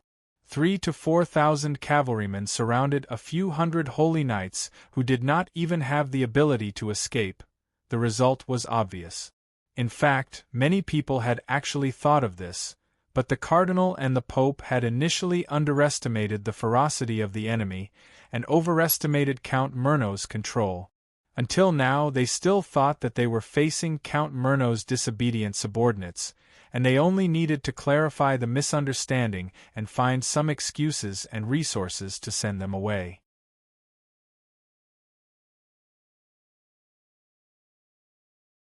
Chapter 631. The rescue team continued their search, but they did not find the temple guards that had escaped from the village. So they started to search through the villages one by one. When they reached the 4th village, they were ambushed and surrounded by 3,000 paladins without any warning. Rose Cross came with the intention of negotiating. The leader of the group was a bishop of the Holy Cathedral, who would enter the core of power in 3 years. When he saw the Holy Army surrounding him, he calmly rode out of the formation and expressed his desire to negotiate with the leader. However, he did not expect to see a person wearing a robe walking out from the group of people with messy equipment. Elder Claude of the Viper Cross had a calm expression on his face, but the bishop of the Holy Cathedral of the Rose Cross was instantly drenched in cold sweat. He realized that the Pope and the Grand Cardinals might have seriously misjudged what was happening, but before he could make any decision, Claude had already raised the scepter in his hand. Kill! Poof! Sharp arrows suddenly shot out and pierced through the holy barrier that the temple bishop hastily cast. As the temple bishop screamed in agony and fell off his horse, the hidden believers in the sacred army started to surround him. The knights who didn't know the truth had no way out and could only join the battle together with the others. At this point, all the armed forces of the temple had completely fallen. On the chaotic battlefield, the Holy Cathedral guards struggled to maintain their formation. However, when they were attacked by enemies that outnumbered them by a few times, their resistance did not last for more than a few minutes before collapsing. Their superior equipment had turned from an advantage to a burden. The soldiers ran for their lives, and at the same time, they wanted to take off all their armor. However, what welcomed them was basically the knights slashing at their heads. Kill! Take his armor! That sword is mine! In such a chaotic battlefield, the mercenary knights did not have the slightest bit of elegance. Some of them were so poor that they even jumped off their horses to strip the armor off the corpses. After all, pure metal armor was extremely expensive. The Holy Cathedral had been rich for many years, and the quality of these armaments was far better than the fake goods in the hands of the commoners. Roddy rode on his horse, running back and forth aimlessly on the battlefield. He seemed to be at a loss, but he was actually observing Elder Claude in the dark. As one of the strongest members of the Viper Cross, Claude's shadow magic was extremely powerful. He almost single-handedly suppressed more than 100 Holy Temple guards who tried to resist. However, Roddy's gaze never stopped on Claude because he knew that this kind of gaze would be very sensitive to stronger opponents. Therefore, he did not forget to use his clumsy swordsmanship to slash left and right as he ran. "Raphael! Stop running around on your own! Chop with me, that's what I call fun!" Zack shouted unrestrainedly. He loved this kind of battle. There was a string of trophies hanging on his warhorse. It was obvious that he had a good harvest. After seeing Roddy's performance, he became even more generous. The surrounding knights who seemed to regard him as their leader also waved at Roddy, signaling him to join the battle. "Oh, okay." Roddy pretended to be unfamiliar with the horse. But from the corner of his eyes, he saw Claude, who had stopped in his tracks and was standing in the middle of the group of Holy Temple Guards, ************, the Holy Knights, who were fleeing on the battlefield, felt like they were being tortured in hell. At the same time, the city guards on the walls of the Holy Cathedral hoped that everything before their eyes was just a nightmare. In the end, they could only blame themselves for not being attacked by their enemies for many years. Ever since the Holy Cathedral area was liberated, no one dared to cause any trouble here for nearly 30 years. That was why the Holy Cathedral had the habit of not having a curfew at night. According to the rules, the city gates would only close after dark. During the day, all the city gates would be open. Today's sudden turn of events had obviously surprised the city guards. After hesitating for a while, they cautiously closed the other city gates, leaving only the main city gate open to await the return of the Holy Cathedral guards. The army under the jurisdiction of the Holy Cathedral was not limited to the ones in the city. If there was a need for war, all the Pope had to do was to issue an order and every parish would be able to gather thousands of soldiers. But in the next few hours, the Holy Sanctum couldn't do it at all. Maintaining a large army in an era of peace was a waste of money. That was why he only had 1,000 regular soldiers that he could use in a hurry. The rest were the inner city guards and the church's close guards, as well as the city defense team responsible for patrolling the city. The city guards were the weakest type of soldiers. They basically did not need to undergo any military training. That was why even the captain of the city guards was not sensitive to military matters. According to common sense, when the city entered a state of war, the defense of the entire Holy Cathedral should be taken over by the bishop and the Holy Cathedral Guard. But now, there were only 100 of the Holy Cathedral Guards left. The bishop who was in charge of defense had never fought in a war, so he did not think that there was anything to defend. He just sat in the pavilion outside the city and waited for the news of the negotiation. But before he could sit down and take a sip of tea, the soldiers on the city wall screamed and alerted him. "What's going on? What happened?" The bishop got up and asked. He was told that there was a well-equipped army on the road in the distance. The cavalry at the front was speeding towards the city. The news stunned him. If it was not the Holy Cathedral Guards that were just sent out, then who could it be? Could it be that Count Myrno was dissatisfied and sent his knights to negotiate? From the beginning to the end, he never thought that the Holy Cathedral might be facing a direct attack from the Viper Cross. It was ridiculous to even think about it. When he climbed up the city wall and saw the clergyman in black robes, his eyes widened. This is... He looked left and right and suddenly shouted, "Quick, close the city gate." His back was instantly drenched in cold sweat. When he turned his head to look down the city wall, he realized that the hundreds of cavalrymen were already a few hundred meters away. The symbolic black robes of the Viper Cross could be seen clearly. The knights in armor had a cold expression and pointed their lance at the sky. It was obvious that they were not here to negotiate. They were here to take advantage of the situation and launch an assault.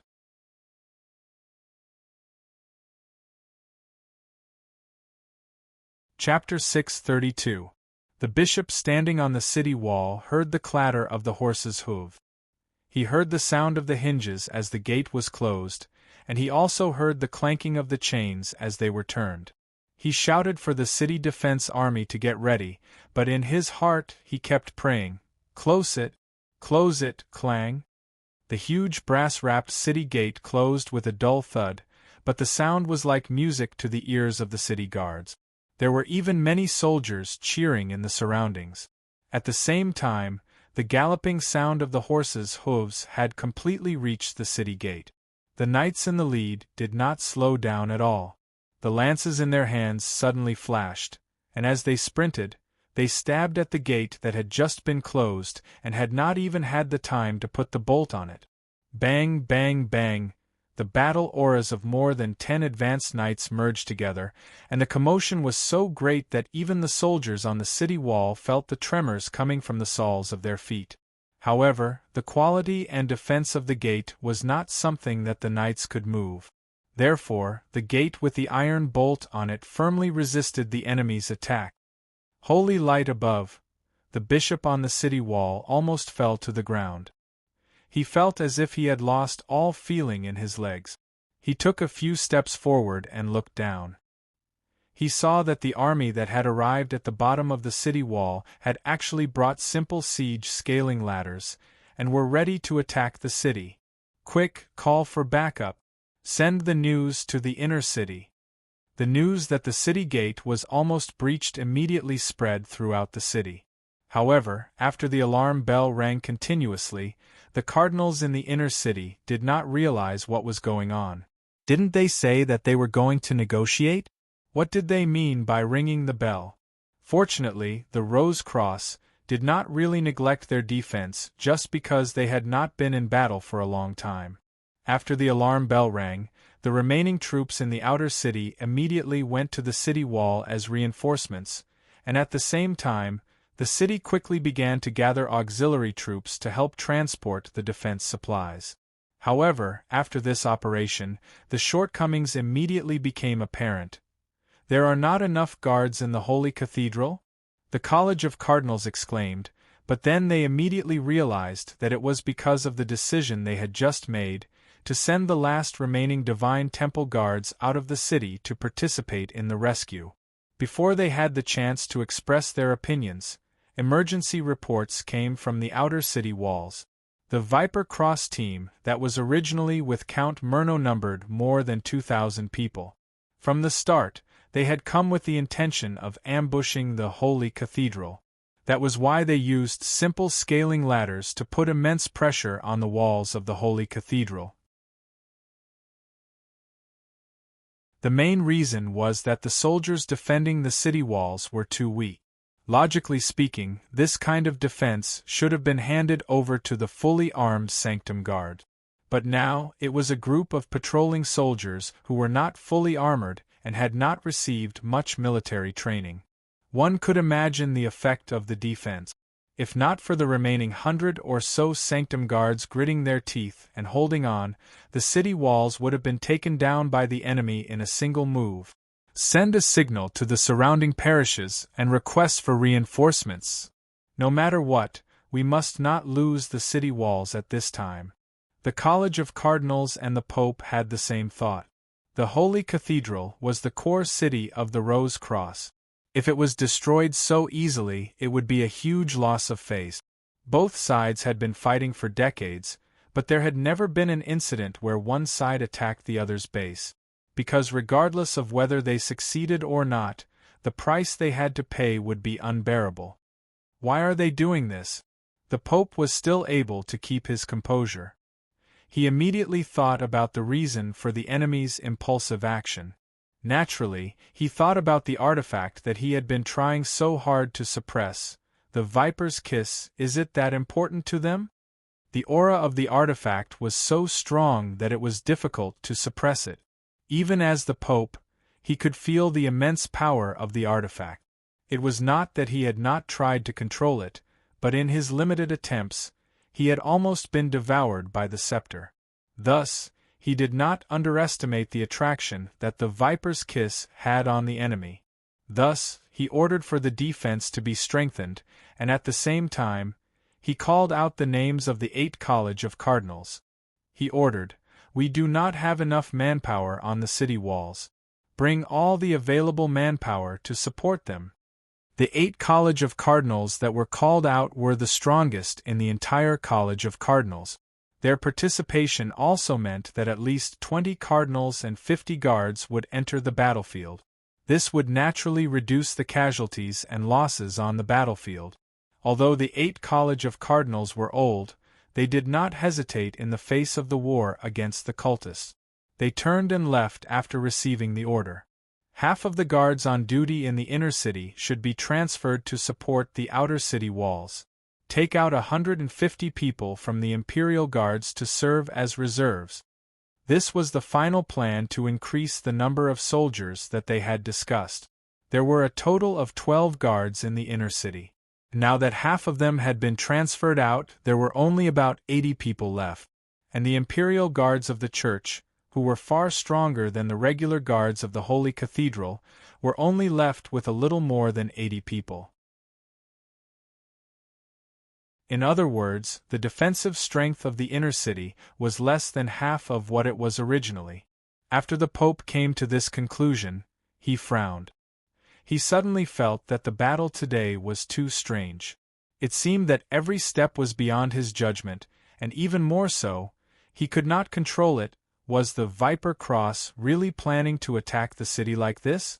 Listening to the numbers reported by the soldiers, the Pope knew that the number of people attacking was less than 2,000. For a siege battle, this number was really not much, but he could only muster 600 to 700 defensive strength on the city walls. Whether or not they could defend the city depended on whether or not the support of the College of Cardinals could arrive. After all, the characters that could enter the College of Cardinals were all pastors that had advanced to level 25 and above. Among them, there were quite a few who were above level 30. In terms of strength, no one was weak. When it really came to the point where he had to use all his old bones to fight, the Pope would definitely not hesitate. The Holy Cathedral was the Rose Cross's face. No matter what, he could not lose it. Within the city, the rushing army and cardinals rushed from the streets to the outer city walls. The alarm bells rang again and again, and the pedestrians that were originally walking on the streets also ran back home in fear. The market that used to be a market was now almost empty, only chicken feathers and vegetable leaves were left on the ground. But the tavern that provided accommodation for the traveling merchants was still bustling with activity. At this time, the merchants from all over the world were discussing the situation outside the city.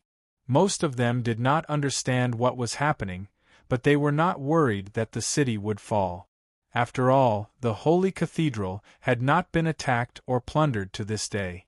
To the merchants who did not understand the defense of the city, the only thing they had to worry about was whether or not their own business would be affected. But just as they were chatting, the members of the other 3 merchant groups that were originally staying in the tavern were strangely silent. At first, they only thought that these people were cowardly and inexperienced. But after a few groups of people ran from the streets to the outer city, this group of people suddenly stood up and collectively rushed out of the tavern. You guys.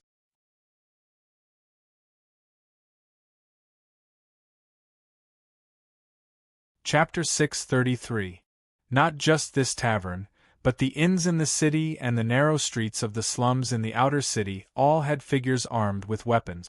For this operation, the Viper Cross had started planning weeks in advance with the help of the city defense team and the temple guards. The lax management of entering the city allowed the spies to enter without any hindrance. These fellows in disguise were all under the command of Elder Elderweiss, and were the elites of the Viper Cross with the strongest average strength. For this mission, Elderweiss had sent out almost all the people he could. After the Orc Sauron's team left, they had infiltrated the temple in batches, and now there were more than 120 of them, and the Rose Cross was completely unaware of this. 120 special agents may not have been able to do much on the battlefield outside the city walls, but at this time, they had become a fatal dagger stabbing out from the shadows. They tore off their disguises from various hiding places and split into 2 groups. One group went straight to the other side of the city gate, and the other went straight to the inner city. Their movements were coordinated and without any nonsense.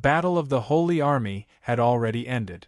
The mercenary knights did not feel any pressure when they surrounded the temple guards who had no will to fight, and they even wanted to fight a few more times like this, because the temple guards' equipment was too good. Horses, armor, weapons, secondary weapons, and even the accessories they carried were all incomparable to the Holy Army knights. The mercenary knights lived a life of starvation, but the temple guards were supported by the believers' silver coins. This difference in status made the mercenary knights jealous, so they did not hold back. Almost all the temple guards that were caught were accidentally killed, and their equipment was all taken away. The Cardinal Claude of the Viper Cross ignored this. Not only did he not stop them, but he also led his personal guards towards the temple. This bunch of Rose Cross bastards, they colluded with IFTA to use all sorts of schemes against us. Now it's time for revenge. Charge forward. Charge into the temple. Everything there belongs to you. Their city gates have already opened. No one can stop us now. The troops that were fighting everywhere were attracted by the shouts and quickly gathered. Some of them were truly ruthless and had no moral bottom line. The other group was originally abiding by the rules, but when the rules were broken without any accountability, they quickly changed their roles and became vultures hovering on the battlefield.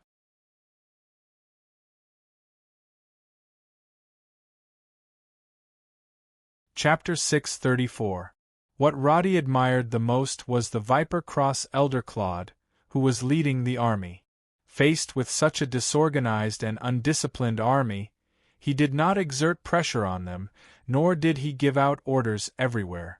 Instead, he let his men mixed in the army use persuasive words to subtly influence the thinking of all the knights on the battlefield. Using greed to control the behavior of the soldiers, the chaotic and disorderly scene quickly became orderly. This made Roddy feel terrified. He lived in a civilized era, and his understanding of the army mostly stopped at brainwashing to achieve absolute obedience. But in such a backward era of cold weapons, he saw with his own eyes a commander using human nature as the rudder, easily controlling more than 5,000 soldiers to fight continuously with high morale. Roddy sighed with emotion. When he raised his head, he saw the back of Zack and the others marching towards the Holy Temple like they were on steroids. For the knights, plundering a city without taking responsibility was definitely a good thing. It was simply impossible to refuse. The army marched towards the Holy Temple, and in the process, Roddy suddenly noticed that the Holy Temple in the distance was emitting a golden light. The vast holy aura that engulfed the surroundings made the knight's footsteps slightly stagnant. Is this the wrath of the God of Light? Fear of gods was very common at this time. In this day and age, except for sorcerers, basically everyone was very superstitious. This superstition had a stubbornness that was difficult for modern people to understand, and even caused many people who were blinded by greed to mutter about quitting. But before they could say anything, the golden light suddenly dimmed, and then suddenly disappeared. Roddy's eyes narrowed, and only after more than 20 seconds did he hear the thunderous sound of the barrier shattering. At the same time, he felt a slight tingling in his mind. He glanced at the battle record and found that it said, "You are immune to mental attacks." Mental attacks? He immediately swept his gaze around, and found that the knights who were a little hesitant just now were now looking determined and full of fanaticism, and some even shouted the slogan, "Charge in and kill them all." An indescribable fanaticism suddenly swept through the entire army, and among them, it seemed that only Roddy and the calm Elder Claude were exceptions. In the inner city of the sanctum, the battle had reached its climax after a short pause. It was because the Pope and the Grand Cardinals had activated the Holy Shield, which could last for several days. It was the last defense of the Rose Cross. Once it was activated, it would be difficult to break it from the outside or from the inside.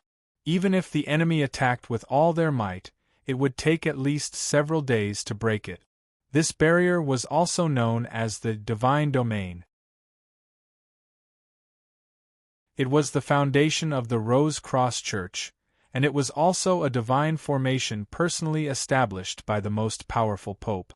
After activating the shield, the Pope and the Grand Cardinals looked dispirited and dispirited. Although the magic circle was embedded with a large amount of magic crystal, it did not mean that they could ignore it after it was activated.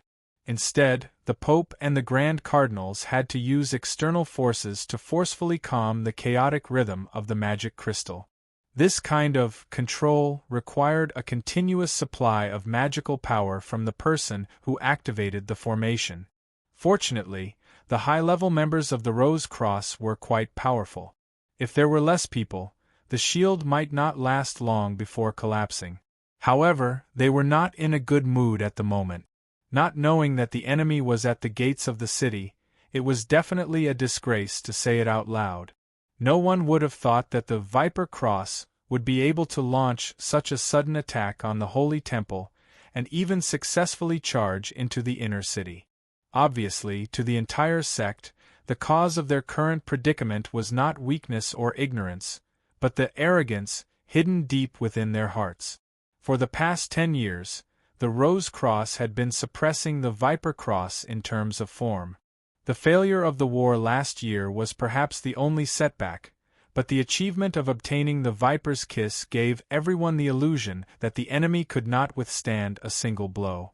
Thus, the Grand Cardinals grew even more ambitious. They tried to control the entire kingdom of Karen, and did not care about the Viper Cross at all. The defense of the Holy Cathedral became more and more lax, and the garrison was reduced again and again. Only when the enemy reached the gates did they realize in horror, why was the strength of the guards in the inner city so weak? But when they found out that the 3 most powerful captains had coincidentally taken a leave of absence to have a meal today, these old fellows collectively fell silent.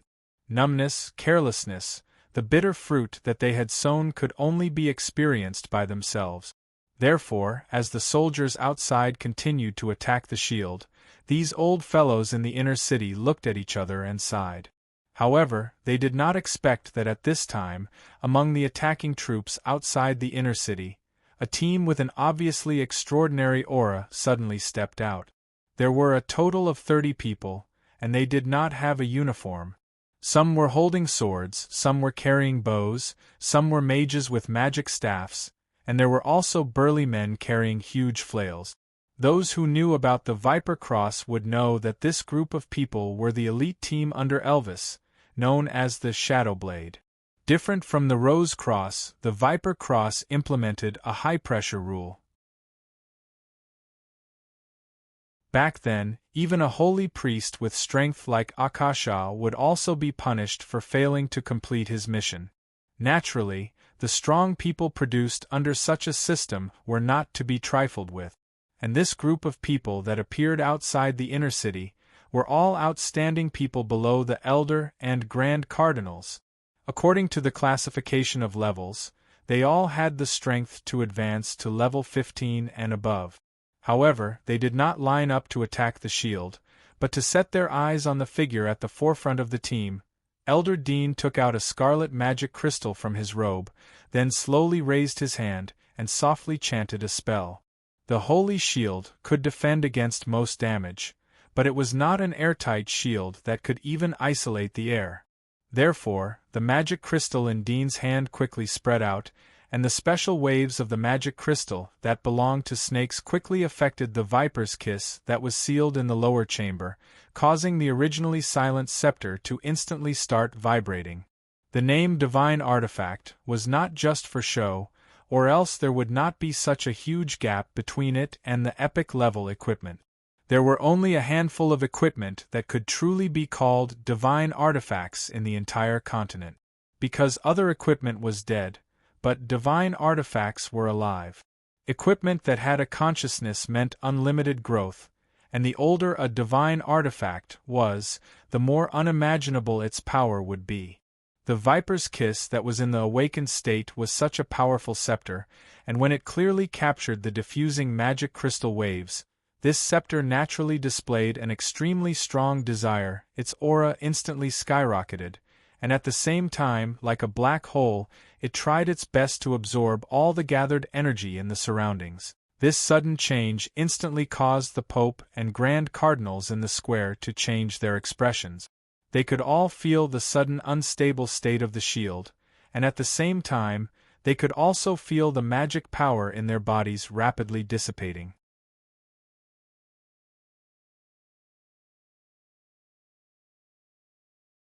Chapter 635. Crack! After the thunderous sound, The Viper's Kiss seemed to have broken free from some kind of shackles. The shockwave that swept out was mixed with a violent mental attack, causing the cardinals who were closer to it to focus their gazes. This attack did not have much of an effect on the clergy who had higher mental resistance, but the emotional and side effects caused them to break out in cold sweat. As the initiator and host of the entire spell formation, the Pope's body trembled at this moment, and he violently spat out a mouthful of blood. "Protect His Holiness the Pope!" Amidst the cries of alarm, the pale-faced Pope was supported into the church, and the remaining cardinals had no choice but to step forward, because after the shield was broken, the enemy's attack on the inner city had begun again. Before they could reach the inner city wall, they already saw a dozen nimble fellows with weapons in their hands climbing up. These powerful elites of the Shadow Blade faced the 5 to 6 meters tall inner city wall, and none of them used ladders to climb up. Although the high-ranking temple guards who were fighting head-on were strong, they were still not enough against these elites, and were cut down in a single move. This allowed the ordinary soldiers who followed behind to successfully climb up the wall. At the moment there were not many soldiers left in the inner city. Other than the soldiers, most of the people left in the inner city were clergy, and in this situation, even the cardinals had to roll up their sleeves and enter the fray. The other bishops and priests were even more unable to retreat. But how could they compare to the elementalists who had higher attack power? Without the protection of enough soldiers, these priests had almost no defense to speak of, and when faced with the fiendish elites of the Viper Cross, it was basically a one-sided slaughter. The cardinals who fell from the wall screamed in pain and fell to their deaths, but the truly powerful guards of the inner city were unable to do anything. After being split up, they were now all held up on the wall, and could only watch as the enemy used their advantage in numbers to tear apart the defense line, and like wolves or sheep, they slaughtered their way into the inner city. The average level of the cardinals was more than 20, and 4 of them were more than 30. They were the ones who could truly use divine spells to their fullest potential. Therefore, faced with the enemies who broke into the inner city, those old guys all used their trump cards. The sound of scrolls being torn echoed non-stop. 3 of the Grand Cardinals, who used to be ascetics and holy knights, even blocked the enemy's charge with their bodies and cooperated with them to stop the ferocious enemies.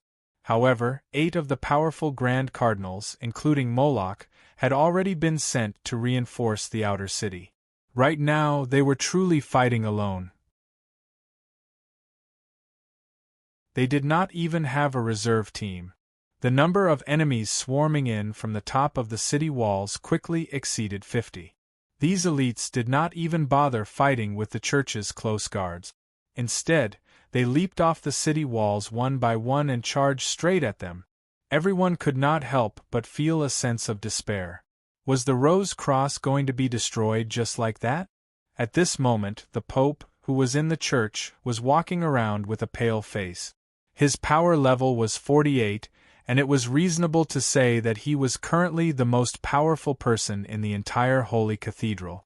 However, after the Viper's Kiss drove the ascetics guarding it crazy, in order to forcibly seal this divine artifact, he had already paid the huge price of losing 20% of his power for half a year, forcibly activating the Holy Shield, but it was shattered by the Viper's Kiss from the inside. Not only did this cause more than half of his magic power to be sucked out, but the backlash also caused him serious injuries. Now, even walking would cause severe internal pain. The pale-faced servant next to him supported him. He wanted to say something, but was stopped by the Pope with a wave of his hand. "There's no way out now. We can only go there." The destruction of the inner city had actually meant that the Rose Cross's nest had been breached. For many years, the competition between the two rivals had always been limited to the edge of their respective forces. He did not expect that they would be dealt a fatal blow this time. Now that he thought about it, his decisions over the years were mixed with too much contempt for the enemy. But what was the use of blaming him now? What was the use of regretting? The only thing he could do was to destroy the Viper's Kiss before the enemy found it. The option of destroying had actually been considered by the Rose Cross long ago.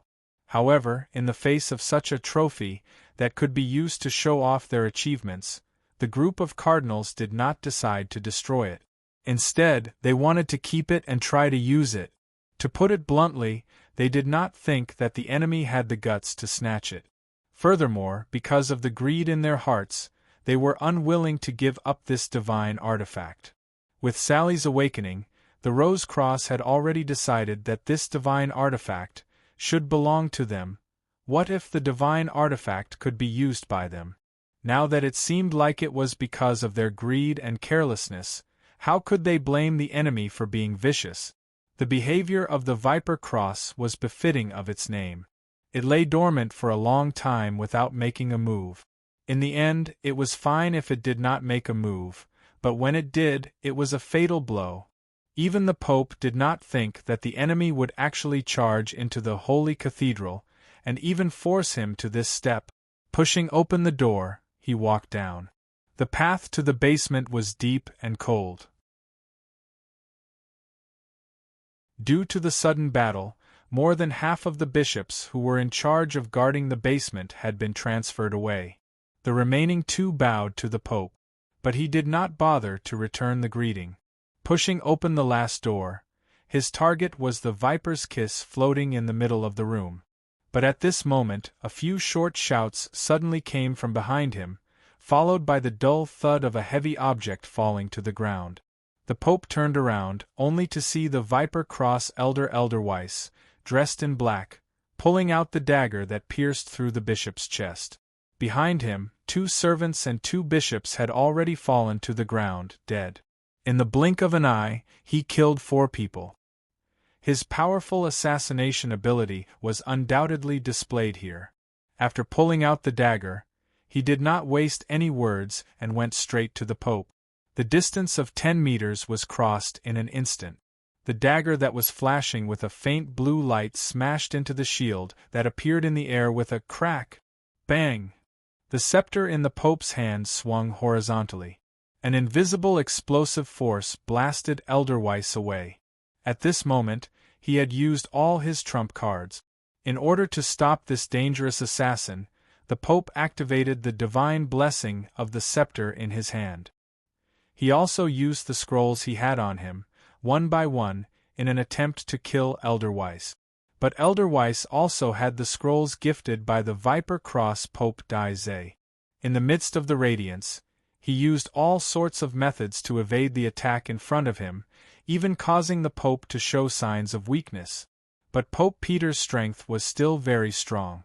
Unless it was a sneak attack, it would be very difficult for Elder Weiss to pose a threat to him. But he knew that he was not here to fight. As he continued to retreat, he had already reached the side of the Viper's Kiss.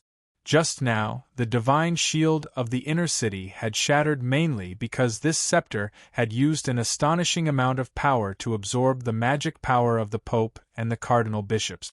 At the same time that it destroyed the barrier outside, the Viper's Kiss also broke the barrier that the Pope had used to imprison himself. Thus, at this moment, the scepter no longer had any protection or restrictions. When it floated in the air, the violent mental impact caused the Pope who had just approached it to fall into a momentary trance. But the Pope clenched his teeth and was not at all affected by it. After the divine power instantly gathered in his palm, he reached out and grabbed the scepter. At the same time, he used his other hand to blow away the approaching Elder Weiss. At the same time, he shouted, "You will never get it." Elder Weiss did not continue to attack. His cold eyes stared at the Pope.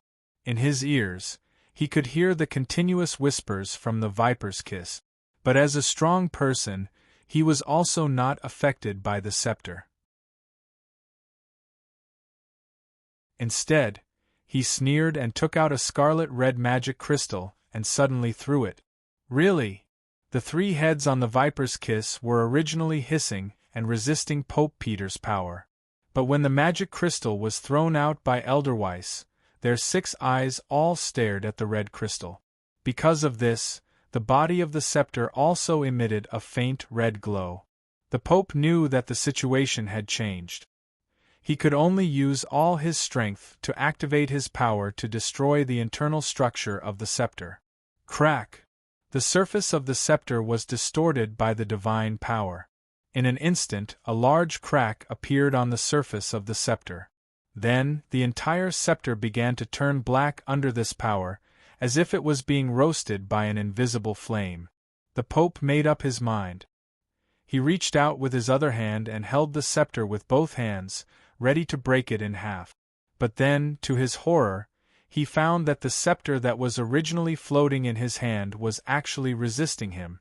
Not only was it resisting, the Pope could only watch helplessly as the central head on the top of the scepter bit the magic crystal.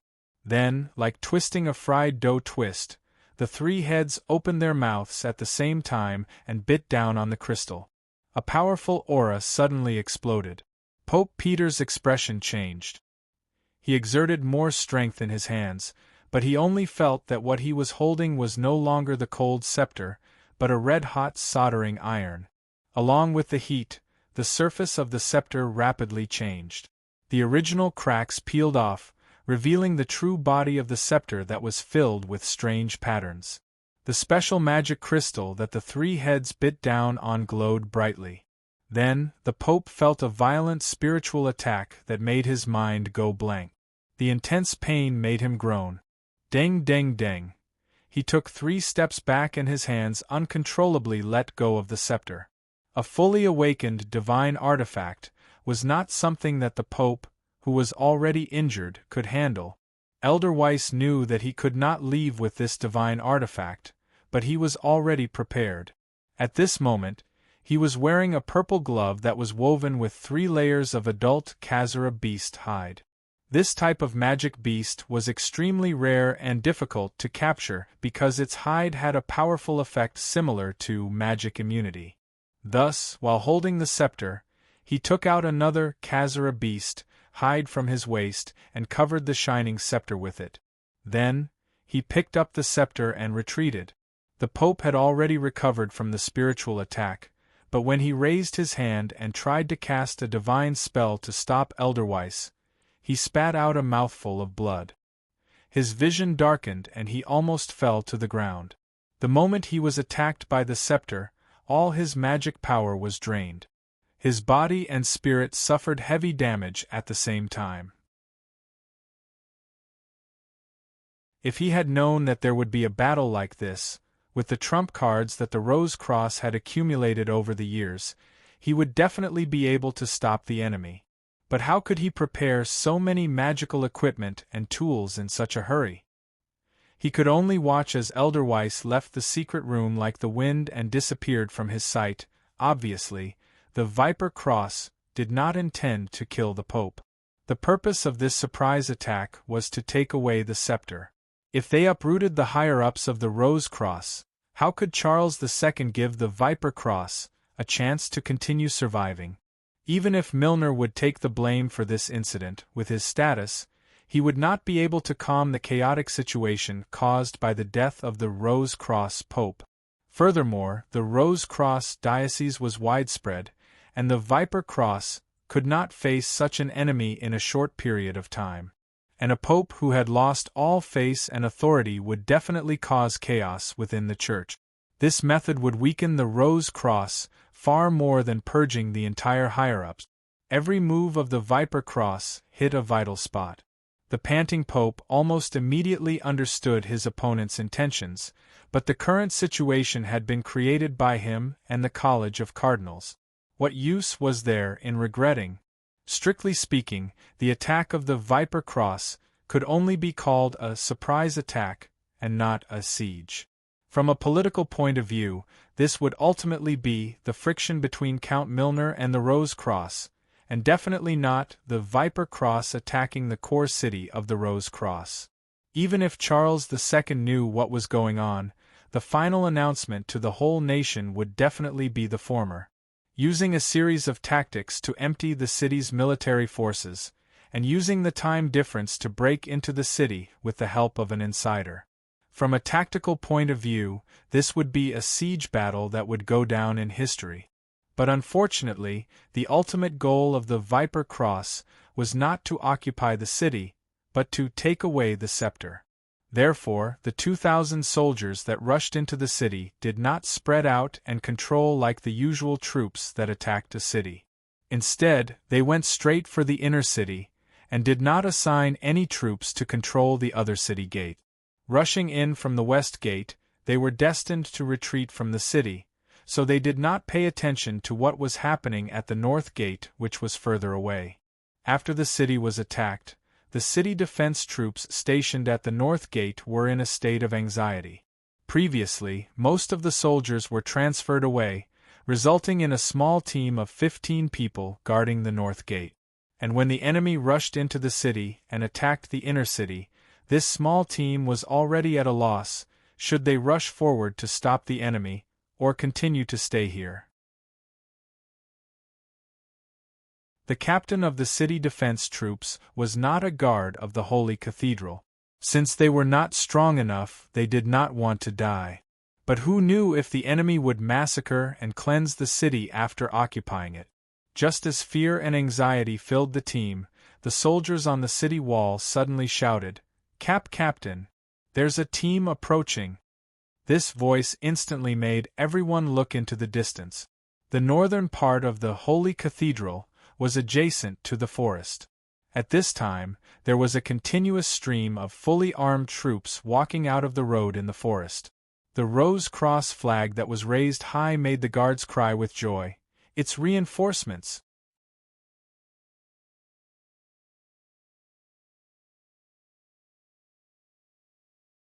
Chapter 636. The joy of survival made the city guards forget about the strange timing of the arrival of this army. They quickly prepared to open the city gates, and when the vanguard of the knights approached, they were pleasantly surprised to confirm that this mighty army of 2,000 people came from the diocese of Bogdo. "Open the city gates! Open it now!" The holy shield of the inner city had already been shattered, and these soldiers could not care less about anything else. They only hoped that this army that had suddenly appeared could immediately rescue the Pope. After understanding the situation in the city, the 300 holy knights who had arrived first immediately rushed into the inner city, followed closely by the 600 infantry led by Bishop Benjamin. Rubens held his scepter and led the last 2,000 reserve troops into the city to split up the encirclement. He also separated a team of 500 people to go straight to the west and main city gates to rescue the defenders. In the era of cold weapons, street battles were rarely seen, because after a city was breached, the defenders would usually immediately surrender or give up resistance. But the situation now was obviously different. One side had no intention of attacking, and the other side had come from afar just to wipe them out. Therefore, the battle immediately broke out outside the inner city walls. The elites of the Shadowblade and Elder Dean of the Viper Cross had already killed their way into the inner city, and were fighting to the death with the cardinals and high-ranking holy knights. Therefore, the remaining troops outside the inner city walls were the Viper Cross troops who were queuing up to climb ladders and prepare to enter the inner city. They were focused on the enemies on the inner city walls, and did not expect that 2 reinforcements of knights would suddenly rush out. Unable to get into a defensive formation in time, they were instantly killed and screamed in pain. The Viper Cross troops that had rushed into the city numbered less than 1,800. More than 400 of them were left at the west gate to block the original defenders and maintain control of the city gates. The remaining 1,400 people had now split up and were attacking the 3 gates of the inner city. Nearly half of each force had already rushed into the inner city. Under these circumstances, the holy knights that suddenly rushed into the city were equivalent to a sneak attack from the back. In an instant, the 2 troops outside the inner city walls collapsed. When the accident happened, Elvis, who had already obtained the Viper's Kiss, had just rushed out of the church. He raised his scepter and shouted at Dean and the others who were fighting fiercely, "The Pope is dead! Long live the Viper Cross!" His words struck the Grand Cardinals who were struggling to hold on, as if they had been struck by lightning. Their morale immediately collapsed, and they retreated again and again. Little did they know that this was the secret signal that Elvis and Dean and the rest had agreed upon beforehand. Seeing that the scepter was in their hands, Dean and the rest heaved a sigh of relief. However, before they could make their next decision, the temple guards who were still struggling on the city wall shouted excitedly, "Reinforcements are here! The Knights Templar are here to help!" Dean and the rest were aghast. Elder Weiss wielded his scepter and climbed up the city walls like a lizard. He stabbed the temple guard to death with the dagger in his hand. Looking out, he gritted his teeth and shouted, "2 squads of cavalry and 600 infantrymen! Damn it, what's going on?" His brain was in a mess, and he could not figure out where the 2 cavalries came from. Standing at this height, he could see the infantry running in the distance. Benjamin's white robe was very eye-catching, and it made his heart sink. What went wrong? The anxious Elder Weiss kicked the corpse beside him off the city wall. Below, Dean's face was gloomy. Although the Grand Cardinals who were struggling to hold on were at a disadvantage, these old fellows were still very strong. So far, only 3 of them had been killed and 4 were injured. Hearing that reinforcements had arrived, their morale immediately rose, and the Shadow Blade and the soldiers surrounding them felt a headache. There was not much meaning in staying here and continuing to fight. At this moment, the inner city gate was finally opened. This was originally the time for the Viper Cross to attack, but as the leader of the team, Dean had to give the order to retreat. Elder Weiss' judgment was not wrong. If they did not retreat now, everyone would be trapped here. By then, it would not be them encircling others, but the reinforcements behind them. Break out! Retreat! Dean decisively gave the order, and then continuously cast spells to suppress the Grand Cardinal's counterattack. This group of old fellows did not have the strength to chase after them. When they were surrounded, they had already used up all their skills, and their magic power was almost depleted. In addition, they did not have any trump cards like potions or scrolls. They could protect themselves, but they did not have the strength to chase after them. So, Dean led the team in the inner city and retreated, but the Grand Cardinals did not chase after them. Once out of the inner city gate, the Shadow Blade immediately threw themselves into the battle against the Holy Knights. Dean and the others glanced at the team, and without saying a word, led the team to retreat. As they retreated, they used Shadow Blast to destroy the buildings on both sides of the road to hinder the cavalry's pursuit. Meanwhile, Elder Weiss, who was holding the scepter, walked cautiously among the team. The scepter in his hand was wrapped in several layers of a robe that he had casually pulled over. At this moment it looked like an ordinary stick. The original energy fluctuation of the scepter was isolated by Khazara's hide.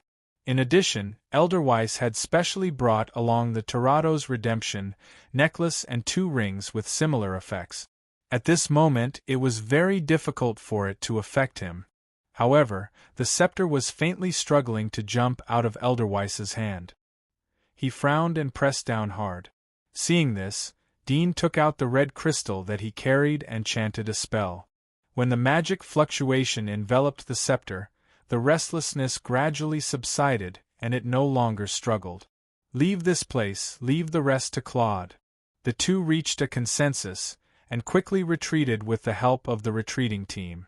Because Dean's method of destroying the buildings was indeed effective, the group quickly left the battle and returned to the city gate. At this time, the fierce battle here had weakened. The fall of the city wall had caused the Rose Cross Army's morale to collapse. Now, no one was resisting. Dean rushed to the city gate, but he did not leave immediately. Instead, he shouted, "How far away are Claude's troops?" The soldiers on the city wall who were observing immediately reported, "Just a kilometer away." This news made Dean and Elder Weiss very excited. Their original plan was to wait for the Sacred Army to rush into the city after taking the scepter, and let the mercenary knights cause more damage to the Holy Cathedral. This was to put the blame on Count Milner in the end. Any lack of discipline would be enough to make him unable to defend himself.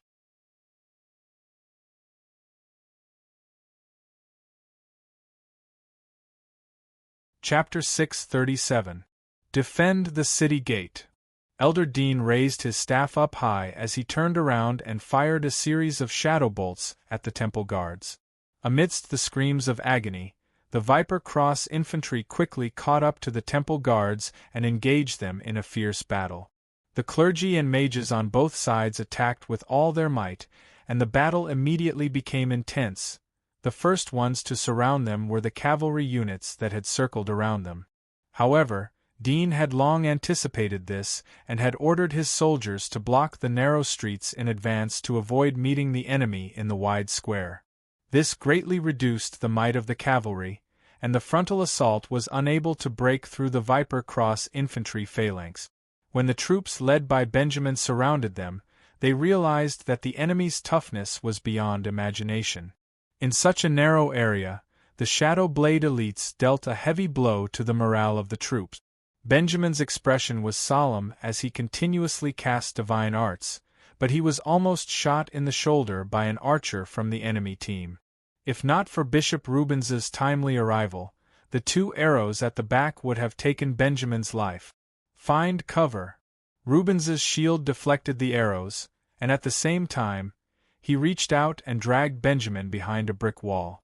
When his gaze swept past the city gate, he realized that there were unfamiliar knights rushing in on horseback. Damn it. I'm still a step too late. The city gate could not be closed, which basically meant that the defense of the city had failed. But at this moment, Rubens was more concerned about the whereabouts of the Viper's Kiss. He glanced at the troops of the Viper Cross, and immediately realized that the assassin with the scepter was heavily protected by a small team of shadow blades, and was obviously preparing to leave the battlefield. The outer city was breached, the inner city was breached, the Pope was heavily injured, and the cardinals suffered heavy casualties.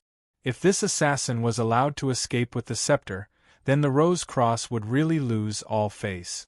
Roddy's plan could not predict everything. Actually, according to the plan, Rubens should have arrived before the enemy troops entered the city, but now he was a step too late, and the situation was already in a passive state.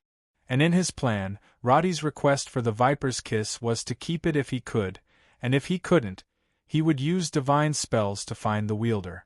Rubens's hand that was holding the scepter was sweating.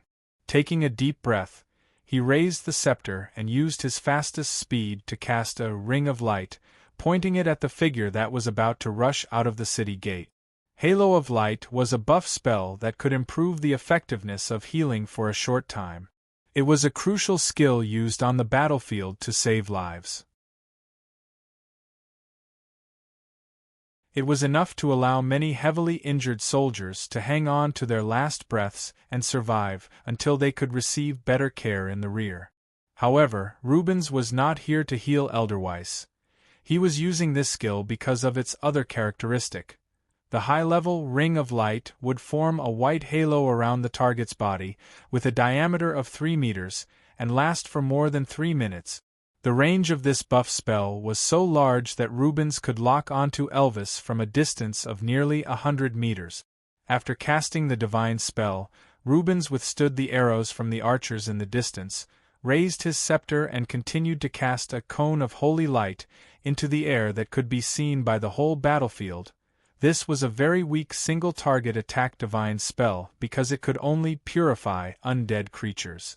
And its biggest characteristic was its shocking momentum and high recognition. The length of the vertebral body could even reach 15 meters and the widest part was 6 meters. But obviously it did not work on humans at all. But there was only one reason why Rubens cast this divine spell, to point Roddy in the right direction. Kill. These shameless bastards stole the food that should have belonged to us. Rich and heartless bastards. Curses burst out from the mouths of Zack and the others, and this made Roddy deeply understand what it meant to be a bastard who built a chastity for his chastity. He was obviously a bandit himself, but he had to put a label on the other party first, and humiliate them from the moral high ground.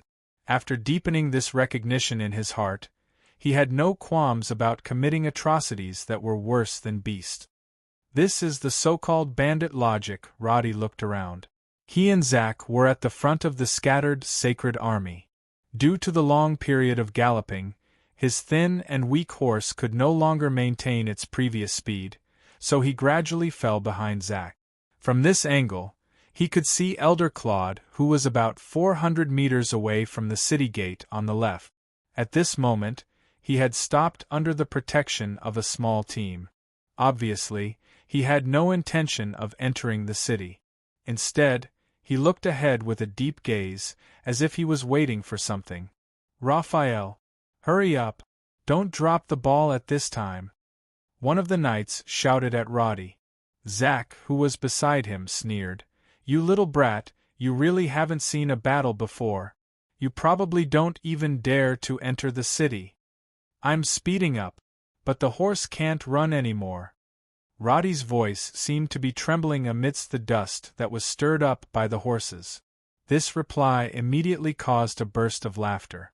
In fact, these knights were not riding good horses. Up until now, they were all about the same weight. None of them could go faster even if they wanted to. But the more it was like this, the more anxious the Sacred Army knights were. They shouted madly and whipped their horses to speed up. Every one of them wanted to grow wings and fly in. Claude heard the shouts of Roddy and the others, but this elder did not even turn his head. He only said disdainfully in a low voice, "A bunch of idiots."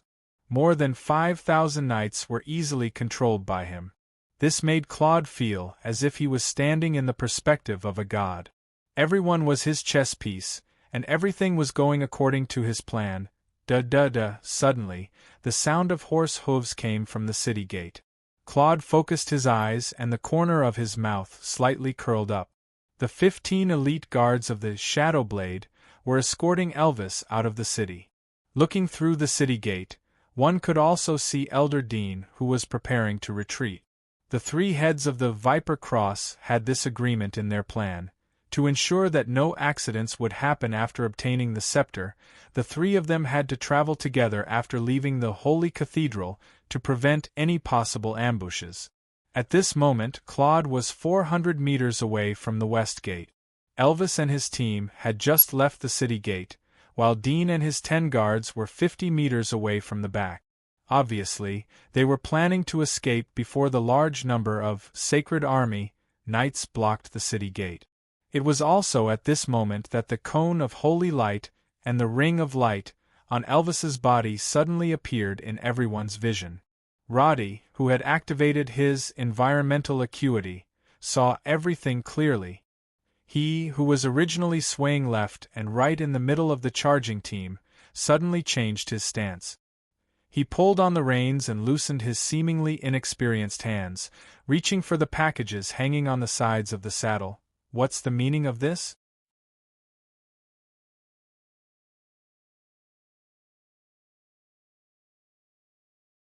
Chapter 638. With Claude's strength and experience, he could naturally tell that this divine spell could only be released by someone at the level of a cardinal bishop. But why would a cardinal bishop release such a thing? Although he thought so, he still waved his hand and dispelled the two powerful divine spells with a dispel spell just to be cautious. Then he looked at Elvis, made a follow-the-plan gesture, and turned his horse around, ready to retreat. Claude and his guards collectively turned back to be the vanguard. Elder Weiss followed Claude as the central force, while Dean followed behind him as the rear force. This way, the Viper's Kiss would be firmly protected in the center.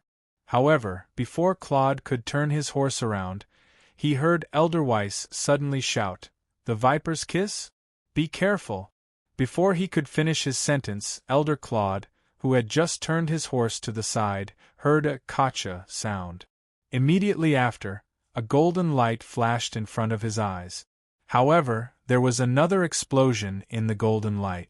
Before his brain could react to what had happened, a dang sound came from his back. A huge force pushed him to the side. Oh no! Someone's sneak attack. The first sound was the protective barrier around his body being shattered. The golden light flashed because a level 32 holy priest possessed the passively triggered Tequila's shield. The passively triggered skill of a mage 30 levels higher was the key to their survival rate. But this powerful barrier was still instantly shattered by the second exploding arrow. Then the third arrow hit his back, but it was blocked by the soft magic armor under Claude's robe. When the arrow hit him, the defensive energy of the entire soft armor was concentrated on that point, firmly blocking the powerful arrowhead. A high-level priest with so many bases was definitely not someone who could be sneak attacked with one arrow. And after a total of 3 attacks, he still could not break through this priest's defense. But this was not the end. Just when Claude realized something was wrong and raised his hand to condense a divine spell to replenish his shield, the 4th arrow streaked across the air at a speed far faster than the previous 3 arrows. It directly penetrated the soft armor, and Claude could only watch helplessly as the arrowhead protruded from his chest. Boom! Before he had time to ask any questions, the arrow suddenly exploded. The chaotic colors were the last thing Elder Claude saw. As a level 32 priest, he was blown into pieces by the arcane explosion arrow before he could even fight back. 40 meters away, Roddy, who was holding his bow, changed his target and aimed his next arrow directly at Elder Weiss, whose face was filled with shock. "Raphael, you even know how to shoot arrows? I really didn't know you had some skills, heh?" The few people beside Roddy did not even realize what had just happened. Their gazes were fixed on Roddy. They only felt that he had only waved his hand 4 times, and the 4 shockingly long arrows had disappeared without a trace. With Zack's knowledge, just by looking at the thickness of the bow arm and the thickness of the arrow, he could tell that its power was not small. However, the image of Roddy being weak and easy to bully was deeply rooted in their minds, causing Zack and the knights beside him to subconsciously not believe that Roddy had any other abilities. However, when they looked towards the source of the explosion, the disdainful faces of the knights around them instantly widened their eyes. Elder Claude and the others all recognized him. He had stopped in his original spot under the protection of a group of guards, and the surrounding knights did not dare to approach him at all. They only dared to go around him. However, now there were only the soldiers who had been affected by the explosion, and the remaining half of a corpse that was still hanging on the back of a frightened warhorse. The conspicuous robe was stained with blood and flesh, which was the most obvious indication of Claude's fate. However, none of the people present could come back to their senses. That was the Cardinal Bishop of the Viper Cross. How could a powerful character of the highest level of the entire church die just like that? Roddy did not care about how shocked the others were. His current thought was very simple. This was the best time to seize the scepter. He had been lurking in the group all this while in order to find the right time to deal a heavy blow to the enemy's leader. If possible, it would be best to disrupt their mission to seize the scepter. Although the 3 elders were all above level 30, Roddy was hidden in the dark, and he had absolutely powerful skills and equipment. If he attacked before the 3 elders of the Viper's Kiss gathered, he would definitely be able to take them down one by one. It seemed like Roddy had already exposed his position, but in fact this was still a successful sneak attack. The so-called sneak attack was to deal critical damage when the enemy was caught off guard. Although there were close to 100 cavalrymen in front of him, in reality, the only ones who could truly threaten Roddy were the 3 elders working together. He had done this many times before. Back when he was a ranger, Roddy had single-handedly destroyed a few teams. This kind of experience of killing the enemy in the fastest way in a chaotic group battle was obtained after many deaths and pondering. It was not something that could be learned overnight. He attacked Claude first because his profession was holy priest. This kind of advanced profession was definitely a formidable enemy in group battles. If he was not dealt with in the first place, The problem later on would be that no one could deal with him. The advanced priest's healing ability and the strength of the shield were very troublesome, and had always been Roddy's main target for sneak attacks. Because he had killed so many, Roddy was more familiar with the defensive methods of this kind of person. The 4 arrows shot consecutively had different lethality and effects, and even the order and angle were fully targeted. This method of exhausting the opponent's defense in an instant and delivering a fatal blow was an important reason why Roddy was so famous in the past. At this time, Roddy was still charging forward on his warhorse. He did not care about Claude's guards who had not reacted at all. He went around the side and aimed his arrow at Elvis's cavalrymen in front of him. At this time, both sides were more than 100 meters apart. The members of Shadowblade, beside Elvis, reacted quickly, and all of them got into a defensive stance. The 3 archers in the team who were good at shooting aimed at Roddy together. However, they did not release their long arrows. When riding on horseback, it was impossible to aim at a distance of 100 meters. None of them were confident that they could hit Roddy, so they could only wait for him to get close. However, Roddy reached out and grabbed an arrow, and started shooting at the distance. At this time, he was not just shooting at the same time, but he had activated a new custom skill, guided cannon. Custom skill was a battle technique that was applied by recombining or splitting previously learned skills.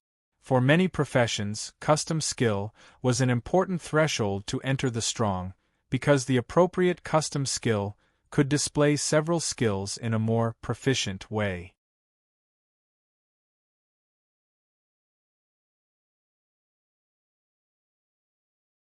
Chapter 639. This kind of unavoidable grenade attack was definitely everyone's nightmare. Elder Weiss was an assassin. He was not as agile on horseback as he was on the ground. Looking at the sudden barrage of arrows flying towards him, the terrifying sense of death made his hair stand on end. He immediately turned around and jumped off his horse, ignoring the danger of being trampled by the soldiers behind him. As soon as his feet touched the ground, the arrows around him that had missed their target began to change direction and fly towards him. Unable to dodge, Elder Weiss pressed a crystal on the hilt of his dagger and grabbed the Viper Scepter with his arm and fell to the ground. Boom, boom, boom. The guards around Elder Weiss were instantly affected. The power of the arcane explosive shot shocked the warhorses. 5 of them were blown away by the explosion. 3 of them who were not good at riding were thrown off their horses on the spot. The rest of them did not seem to be injured, but their hearts were cold. That was a distance of 100 meters, and a total of 10 arrows actually bombarded the center of the team. The 3 archers released their bowstrings when they saw Roddy approaching. However, their arrows were deflected by the advanced prism shield attached to Roddy's belt. They did not cause any damage at all. At the same time, Roddy's follow-up shots came one after another. The Shadowblade soldiers in the team could only hear whoosh-whoosh sounds, but they could not see the trajectory of the arrows at all. When they turned around, they could only see the 3 comrades who shot the arrows being pierced in the chest and falling off their horses. This kind of oppressive attack was hard to suppress the fear in them. "Don't worry about me. Charge." Elder Weiss's voice suddenly came, instantly boosting the morale of the panicking team. Dean, who saw this scene from afar, quickly cast a shadow veil, covering a large area where Elder Weiss was in a black fog in an attempt to protect the disheveled assassin from Roddy's pursuit. The Shadowblade soldiers who were originally protecting Elder Weiss knew that there was no way to escape, so they immediately sped up and ran towards Roddy. They mounted their horses again and barely made up 9 people to start charging from 50 meters away. No matter how one looked at it, they could crush a lone archer to death. However, as soon as they started charging, they were targeted by Roddy, who had activated rapid shooting and switched to explosive arrows. The sound of bowstrings vibrating had become one. Even though the warhorses were shaking, Roddy's upper body was as steady as a mountain. His cold eyes swept across the enemies in front of him like a machine. In a breath, 4 arrows pierced 3 people's chests. Only one soldier holding a battle shield was lucky enough to block the arrows, but the sturdy arrowhead pierced through his left hand and his shield. He fell off his horse as if he was hit in the chest with a hammer. Falling off a horse during a charge was no different from dying in battle. Seeing that the remaining enemy was rushing towards him, Roddy did not dodge. He directly switched the bow to his left hand and pulled out a blue longsword with his right hand. When the knight in front of him raised his spear and rushed towards him, he raised his hand and cast the intermediate arcane impact, stored in the crystal on his wrist. Bang! The figure screamed and flew out. The knight's spear slashed on the advanced prism shield. The tip of the spear was less than 10 centimeters away from Roddy's eyes. However, Roddy did not even blink. He slashed horizontally with the short sword in his hand. The female swordsman who was also attacking with her sword was instantly decapitated. The opponent's long sword was also shattered by Roddy's shield. However, this attack did not have the deflection effect, so the shield was cut open in a spider web shape. Because Roddy had to shoot arrows from the back of the horse, he did not run directly towards the enemies. Instead, he turned to the right. Therefore, after coming into contact with 2 people, the remaining 3 knights were left behind by Roddy because of the angle. This was the best shooting angle from the back of a horse. Roddy turned around and raised his bow. First, he shot a silent arrow at Dean's position in the distance. Then, he shot 3 arrows in a row and completely eliminated the last 3 members of the small team who were chasing after him. Logically speaking, the elite strength of the Shadow Blade would be great on the battlefield. They should not be so defenseless. However, Roddy's attack was too fast and accurate. From the moment he raised his bow to the moment he shot 4 arrows, it took less than 2 seconds. No matter how fast these people's reactions were, they could only move their bodies sideways on the back of their horses. How could they dodge Roddy's close-range shooting? Therefore, the arrows that were strengthened by talents, skills, runes and equipment pierced through the chests of the 3 people, killing them on the spot. The exhausted warhorses were still charging forward. It was only until now that Zack and the others who were slowing down at the side finally realized what had happened. That inconspicuous young man actually sneak-attacked and killed Elder Claude, forced Elder Weiss to retreat, and slaughtered the entire guard alone? Their legs began to tremble uncontrollably. When they looked into the distance, they realized that Elder Dean, who was about to cast a spell, was hit by that silent arrow and suffered a magic backlash on the spot. His face turned pale as he spat out a mouthful of blood. Facing the 3 powerful elders of the Viper Cross and the guards led by them, Roddy had actually displayed an overwhelming advantage by himself. This kind of scene that even a bard would not dare to speak of made Zack and the others' jaws drop, not daring to breathe loudly. Recalling the scene of them mocking and teasing Roddy in every possible way a few days ago, they could only feel a chill spreading from the soles of their feet. Their legs that were clamped on the abdomen of their horses had a cramping spasm. But how could Roddy have the time to care about them? He furrowed his brows and raised his head to look at the sky. Then he urged the warhorse to charge at full speed towards Elder Dean's team. As the surroundings were surrounded by the veil of darkness that Dean had just cast, Elder Weiss' figure could no longer be seen in the floating fog. However, he immediately activated the Demon Hunter vision, and the black fog in his field of vision instantly revealed patches of bright colors hidden within. Elder Weiss' body only had a very restrained gray halo, which was not eye-catching. However, the scepter behind his back emitted a dazzling golden light through the gaps of Cazel's animal hide, allowing Roddy to quickly lock onto his opponent. This elder of the Viper Cross did not care about the situation behind him at all. He was already sprinting at full speed with his scepter on his back, charging towards Dean's team. Elder Weiss, who had advanced to the profession of assassin, could run at a speed that no one could match.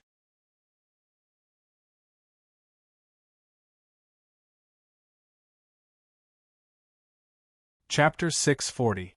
The special effect of Wind Element's aura was to increase movement speed and attack speed by 10%. Its appearance made Roddy feel that his warhorse was much lighter and faster. The Wind Element's body floated in the air and followed closely. Its speed was comparable to Roddy's. He turned to look at Elder Weiss, only to find that Elder Weiss had already hidden behind the team. He had to face Dean, who had raised his wand again.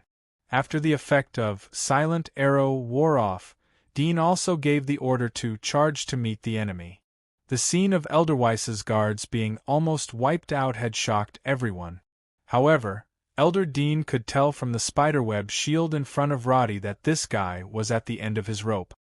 He knew that the best way to deal with an archer who posed a great threat from a long distance was to control him with magic and attack him at close range.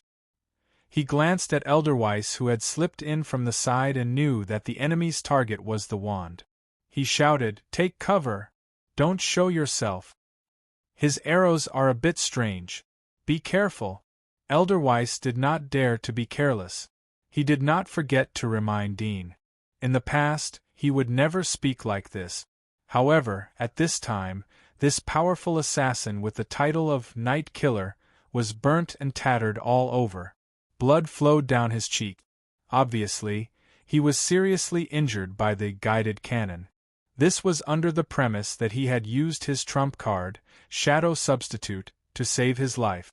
Otherwise, just the concentrated bombardment alone would have been enough to blow him and his warhorse into pieces. Elder Weiss had faced powerful sorcerers and warriors, and he had successfully assassinated people who were much stronger than him. But he never thought that one day he would be forced to run away from an archer. For so many years, there had never been an archer in the kingdom of Karen who had such terrifying suppressive firepower. When the arrow could change direction and explode, what was the difference between this archer and a powerful sorcerer who could cast spells infinitely without chanting? Under the cover of the black fog, he circled to the back of Dean's team of 30 people.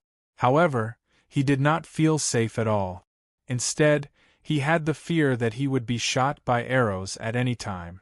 Elder Weiss knew that he was traumatized, but as a level 31 assassin, he also had his own pride.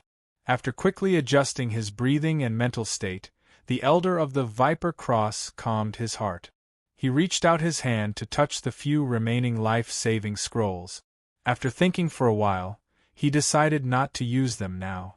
Instead, he tied the staff behind him tightly to his back, arched his body, and quickly melted into the gradually dissipating black fog.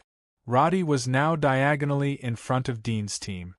His guided cannon skill was powerful, but because it involved 3 skills, it was still on cooldown. The electric battle just now had consumed a lot of Roddy's energy and mana, so he did not forget to pick up a bottle of intermediate mana potion and gulp it down. As he swallowed, he held his bow and shot accurately.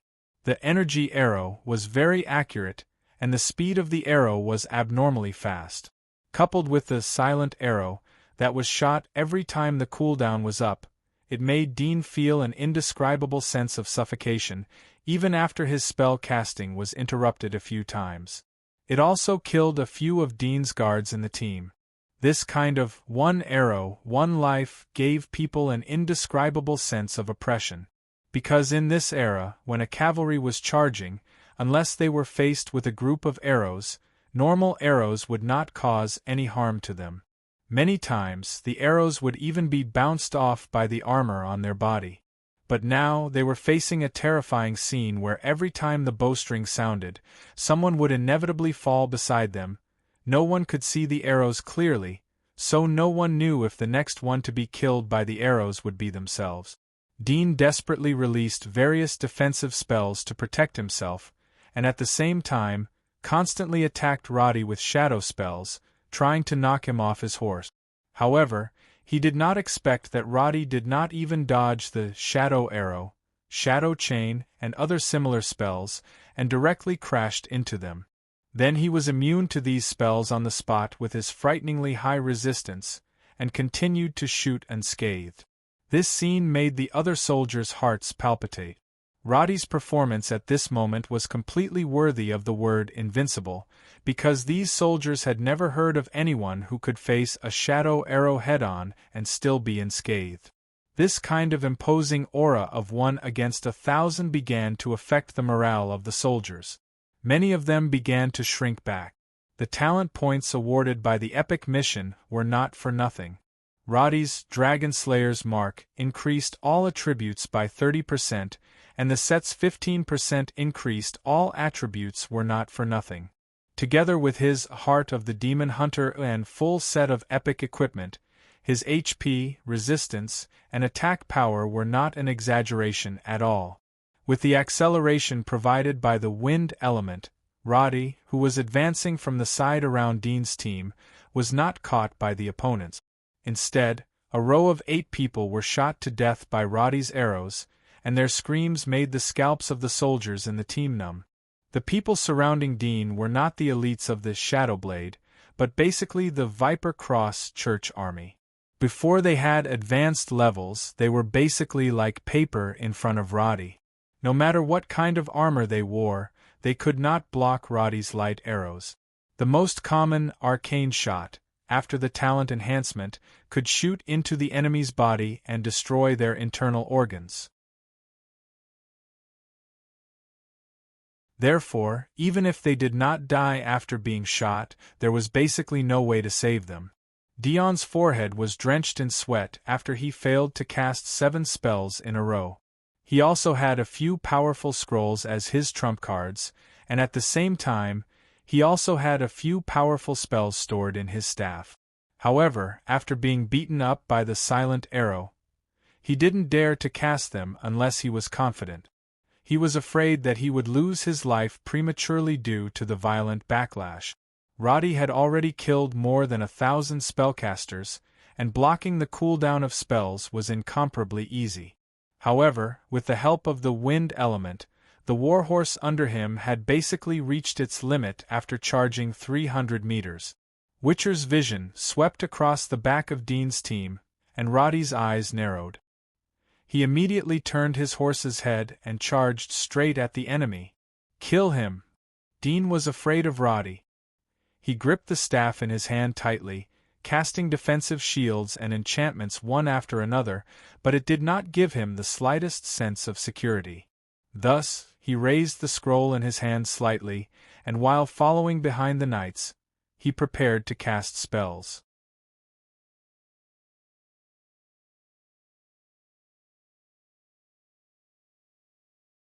Chapter 641. After Roddy turned his horse around and began to charge, the distance between the two sides quickly shortened. Just when the knights gathered together and desperately raised their swords and scimitars, Roddy threw out the second summoning stone he carried with him. The wind elemental behind his horse suddenly collapsed. At the same time, the knight in the front saw a blue figure suddenly appear in the empty space between him and Roddy. The water elemental, condensed by the water, stood up and turned its head to look at him. At this time, the horse was in the middle of charging. When the knight saw the water elemental, the horse swept past him in the next second. There was no time for him to attack. The knights in the second and third rows had enough time to react, but they did not know what was in front of them. After the water elemental appeared, it did not care how many knights there were around it. Even if half of its body was hit by a horse, it still successfully released the skill Frost Nova. Whoosh! The sudden sweeping frost directly affected the warhorses within a radius of 8 meters. Because it was cast in the middle of the charging team, this spell knocked down more than 20 knights on the spot. The fragile legs of the warhorses could not withstand the huge inertia after being frozen by the frost. They whined and broke one after another, and the knights on them all fell off their horses. Some were injured and some died. 5 seconds after the water elemental appeared, It was completely collapsed by the collision of 3 horses in a row. However, it also successfully blocked the speed of the whole team, leaving a huge gap in front of Elder Dean. The soldiers who should have been fighting with Roddy were completely cleared. In order to prevent the warhorses from tripping, Roddy jumped off the ground, and at this moment, he activated the second custom skill after advancing to level 30. Strafe. This skill combined rapid shooting, quick reaction, and energetic. Compared to guided cannon, which had a long cooldown time and consumed a lot of mana, Strafe was definitely a special skill for explosive output at close range. The accuracy of the Mongolian style shooting was low, but quick reaction and close shooting greatly avoided the shortcomings of this shooting method. With the help of rapid shooting, the characteristics of rapid shooting could be maximized. With the unlimited stamina value of energetic, it could even achieve the effect of a submachine gun. Demon Hunter's Heart added 1 point to all of Roddy's talents. This allowed rapid shooting to stack up to its maximum shooting speed, allowing it to shoot 5 arrows per second at a terrifying rate. He stood where he was and fired from the right to the left. In 3 seconds, he had shot all 15 arrows, and only 2 of them had missed their target.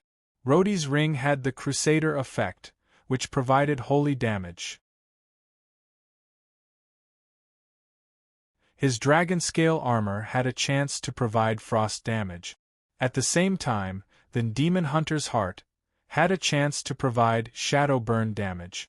Therefore, almost all of his normal attacks carried magic damage that was difficult to defend against. The knights who wanted to attack Roddy only heard the continuous hum of the bowstring for 3 seconds, and the next moment, they were all sent flying by the huge force of the arrows. The scariest thing was that Roddy did not stop shooting after 3 seconds. Instead, he made another round from left to right. If one were to look at the battlefield from above, there would be an illusion that there was a strange repulsive force around Roddy's body. The knights who got close to him would be sent flying when they were at most 10 meters away from him. In just 6 seconds, Roddy stood among the warhorses with broken legs and Strafe killed 23 knights. And the last 3 arrows he shot shattered the shield of Elder Dean, who was at the back of the team. At this moment, Dean was scared out of his wits. He did not care about anything else and released all 3 of the great damage scrolls in one breath. The spiritual attack, Shadow Frenzy, the single target attack, Sword of Gakmer, and the AoE damage spell, Shadow Blade Tornado, almost absorbed all the elements in the surroundings at the same time. The heavily injured knights around Roddy were affected by the Shadow Frenzy. They howled madly and tore their flesh with their hands. Some even dug out their own eyes. But before they could do anything, the Shadow Blade Tornado formed a huge purple-black whirlpool at Roddy's position. The ground and everything around it were cut into pieces by the invisible Shadow Blade. Blood, mist, and minced meat were carried by the tornado, and the surroundings were instantly filled with the smell of blood. The most powerful single-target spell, Sword of Gakmer, was the signature skill of the level 50 Shadow Warlock. Although it was called a sword, the shadow energy was actually more like a 10-meter-long spear. The spear was only as thick as a fist, and it moved as fast as lightning. In the blink of an eye, it was already in front of Roddy. This kind of high-level single-target spell with spell lock-on could not be avoided by just dodging. After releasing the 3 scrolls, Dean took out a potion and drank it. His face was still pale because of the continuous backfire from the silent arrow. His hand that was holding the magic staff was obviously trembling. He stared at Roddy, waiting for the scene of Roddy being skewered into a meat skewer. Ding! A crisp sound shattered all of Dean's fantasies. Sword of Gakmer stabbed into the still-spinning Shadow Blade Tornado, but it instantly turned into scattered light. This spell that could instantly kill Roddy was directly nullified by the ice barrier on Roddy's ring. The crystal shimmering ice did not even leave a dent. Obviously, the gift from the Frost Dragon race was definitely not ordinary. Shadow Frenzy and Shadow Blade Tornado were skills that Roddy could completely withstand, so he cancelled the Ice Barrier, that could last for up to 12 seconds before the tornado disappeared. He squinted his eyes and reached out to casually throw the last, summoning stone, at his feet. Then, he used Silent Arrow and Arcane Explosion Shot to shoot at Dean. Riding on the warhorse, Dean knew that he could not dodge. At this time, he could only desperately use the last bit of his mana to release a shield and hope that the figure that suddenly appeared from the shadows behind Roddy would suddenly appear. Elvis did not run after entering the stealth state. He had already seen how terrifying Roddy's archery was, and he knew that he could not keep running in this vast plain. If he let his opponent kill Dean, he would definitely not be able to escape. Therefore, he tacitly circled back, just to finish off the last hit at the critical moment.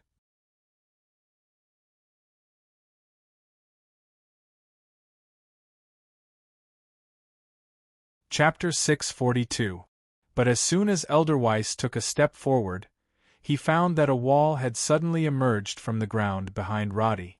The dagger stabbed into the wall, but it did not hurt Roddy at all. Dean had thought that he would see Roddy being ambushed and strangled, but he did not expect that a huge earth elemental would appear behind him as a meat shield. His shield, which had been weary from blocking the arrows, was finally blown up by the arcane explosion arrows during this moment of distraction. At the moment of life and death, Dean raised his staff and cast the last 3 shadow strikes, trying to distract Roddy in exchange for a chance to dodge. But Roddy did not move at all.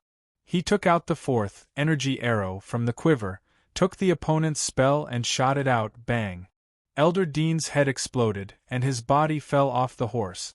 But Roddy was only immune to one of the 3 shadow strikes he released. The other one stabbed his shoulder, and the other stabbed his thigh. The severe pain made Roddy groan. At the same time, the earth elemental behind him, which had been protecting him for 2 seconds, suddenly shattered. Elderweiss's strength was indeed worthy of being a level 31 warrior. The Earth Elemental's HP was about 18,000 after being strengthened by his talent. If it was a warrior at the level of Shadowblade, if he did not continuously attack the vital parts, he might not be able to break it even after 2 hours of fighting. However, Elderweiss, who was known as the Night Killer, found the core of the Earth Elemental in the 3rd strike and shattered it with a dark blast. Then he sprang up and activated the exclusive pursuit skill of the Advanced Assassin. While increasing the speed of pursuit by 5% every 3 seconds, he also used the sprint spell similar to Roddy's. Now that Roddy's thigh was injured, he saw it as a good opportunity to kill him. Roddy was indeed at a disadvantage in this battle. 2 of the 3 elders were mages, and they were helpless against Roddy, who had abnormal magic resistance. However, if a level 31 assassin wanted to fight Roddy in close combat, it would be a real headache for him. It was not that Roddy was vexed that he could not defeat him, but that he was vexed that his opponent had too many life-saving skills. He was so slippery that it was difficult to kill him. After weighing the pros and cons, he activated the necklace's supreme holy healing and his last custom skill, Shadow Walls. Extreme Holy Healing instantly healed his wounds. And Shadow Waltz was the core skill he had always used when he was a level 59 ranger. After the 3 skills, Sprint, Leap, and Shadow Afterimage, were reintegrated, he finally did not have to worry about jumping a fixed distance after each leap. Shadow Waltz combined with his footwork allowed him to have higher agility and initiative in battle. Elderweiss's attack was as fast as lightning. When the first strike came, Roddy knew that he could not dodge it, so he simply activated the arcane shield, embedded in his chest armor, and took it head-on. At the same time, he used the turning strike skill with the short sword in his hand. After the shield shattered with a crack, he successfully forced Elderweiss, who was trying to attack a second time. As Elderweiss retreated, the agility of Roddy's shadow waltz was immediately displayed. With a tap of his foot, his shadow waltz remained in place, and his body seemed to float 5 or 6 meters away, easily dodging the soldiers who surrounded him from behind. When he changed direction, he cast another shadow afterimage, as if he was planning to escape. Elderweiss's dagger cut the first shadow waltz, and his eyes narrowed. He knew that he had been tricked, but he did not dare to let his opponent shake him off. From the moment his attack was blocked by the earth element, he knew that Roddy had a way to see through his stealth. And in this situation, if he was distanced from by an archer, he would not even know how he died. Elderweiss still had absolute confidence in his pursuit. He used dark energy to run at full speed, and his speed was comparable to the full sprint of a warhorse. As they ran and chased, the two of them quickly left the original battle formation, and were led by Roddy towards the west gate of the Holy Cathedral. As a level 31 assassin, Elderweiss really had many ways to distance himself. With the surge of dark energy, he used the dash skill, and his whole body seemed to be flying on the ground, covering more than 10 meters in a single step. Just as his dagger was about to stab into Roddy's back, he saw the arcane energy propulsion on Roddy's leather boots activated at the same time. With a dull thud, his whole body accelerated under the reaction force, and once again distanced himself from Elderweiss. Elderweiss did not believe it. He thought that Roddy wanted to drag him into the city full of Rose Cross troops and then finish the battle. Little did he know that Roddy was deliberately trying to exhaust his mobility skills. For Roddy, who had experienced countless battles, the assassin's advantage in close combat over the ranger mainly lay in the few skills that could increase his speed. He knew that he only had 3 arrows left, and to ensure a high chance of death, he had to first exhaust his opponent's life-saving skills. This was like playing chess. From the first move, Roddy had already calculated the results of the next 7 to 8 move. Compared to Roddy, Elderweiss was clearly still too young. In order to catch up to Roddy, he hesitated for a moment with the scroll at his waist, and finally took out a snake tongue blessing. After releasing it, it instantly increased his overall status by 30%, and once again shortened the distance between him and Roddy. This time, it seemed that Roddy would not be able to escape. He gripped his dagger tightly, and just as he was about to make a killing move, he saw Roddy suddenly raise his head and roar without even turning his head. Roar! Roddy counted down the seconds until he had exhausted all of Elderweiss's skills and trump cards, and then released the Dragon Power Roar skill. The aura that came from the top of the food chain came crashing down like a mountain, causing Elderweiss, who was in pursuit, to fall to the ground because his limbs were stiff, and because he was originally chasing too fast. He rolled far away. He had never seen this kind of mental attack before. After all, no matter how powerful humans were, they rarely had anything to do with dragons. Thus, the Dragon Power Roar hit him on the spot. Roddy had been running during the process of releasing the skill, so he was still in front of Elderweiss, who had fallen. This assassin's face was covered in blood from the fall, but he could not even get up. He could only watch helplessly as Roddy turned around and knocked an arrow and fired, but at this moment, the scepter on his back, which had been exposed from the animal hide because of the bumpy ride, suddenly emitted a bright light. The dragon power seemed to have triggered some kind of reaction, causing Elderweiss to feel a warm current flow through the scepter and spread throughout his body. He immediately regained control of his body. He turned over and used the phantom evasion skill, but in the end, he could only dodge 2 arrows, and was unable to block the 3rd arrow that Roddy shot at close range. Pooh! The arrow that pierced through his right shoulder made him groan, and the huge force and the shadow burn that was triggered at the right time almost caused Elderweiss to throw his dagger. He cursed in his heart, but when he looked up, he found that Roddy's quiver was empty, and his opponent had already drawn his short sword and was ready for close combat. At this moment, Elder Weiss considered rushing forward and using the dagger in his left hand to fight Roddy, but he quickly rejected this idea. Although his opponent was not good at close combat, he had also lost most of his combat power because of the arrow in his right shoulder. Elder Weiss had witnessed Roddy's posture when he was decapitated by the Shadow Blade soldier during the cavalry battle, and knew that his opponent's close combat skills were not completely useless. More importantly, he now had an indescribable fear, because the trump cards that Roddy had displayed so far seemed to be endless. Elder Weiss had to consider the consequences of rushing forward himself. Thinking of the dragon power that had just appeared, and feeling the Viper scepter behind him, Elder Weiss immediately decided not to pursue him. The main goal of the Viper Cross was to obtain the scepter.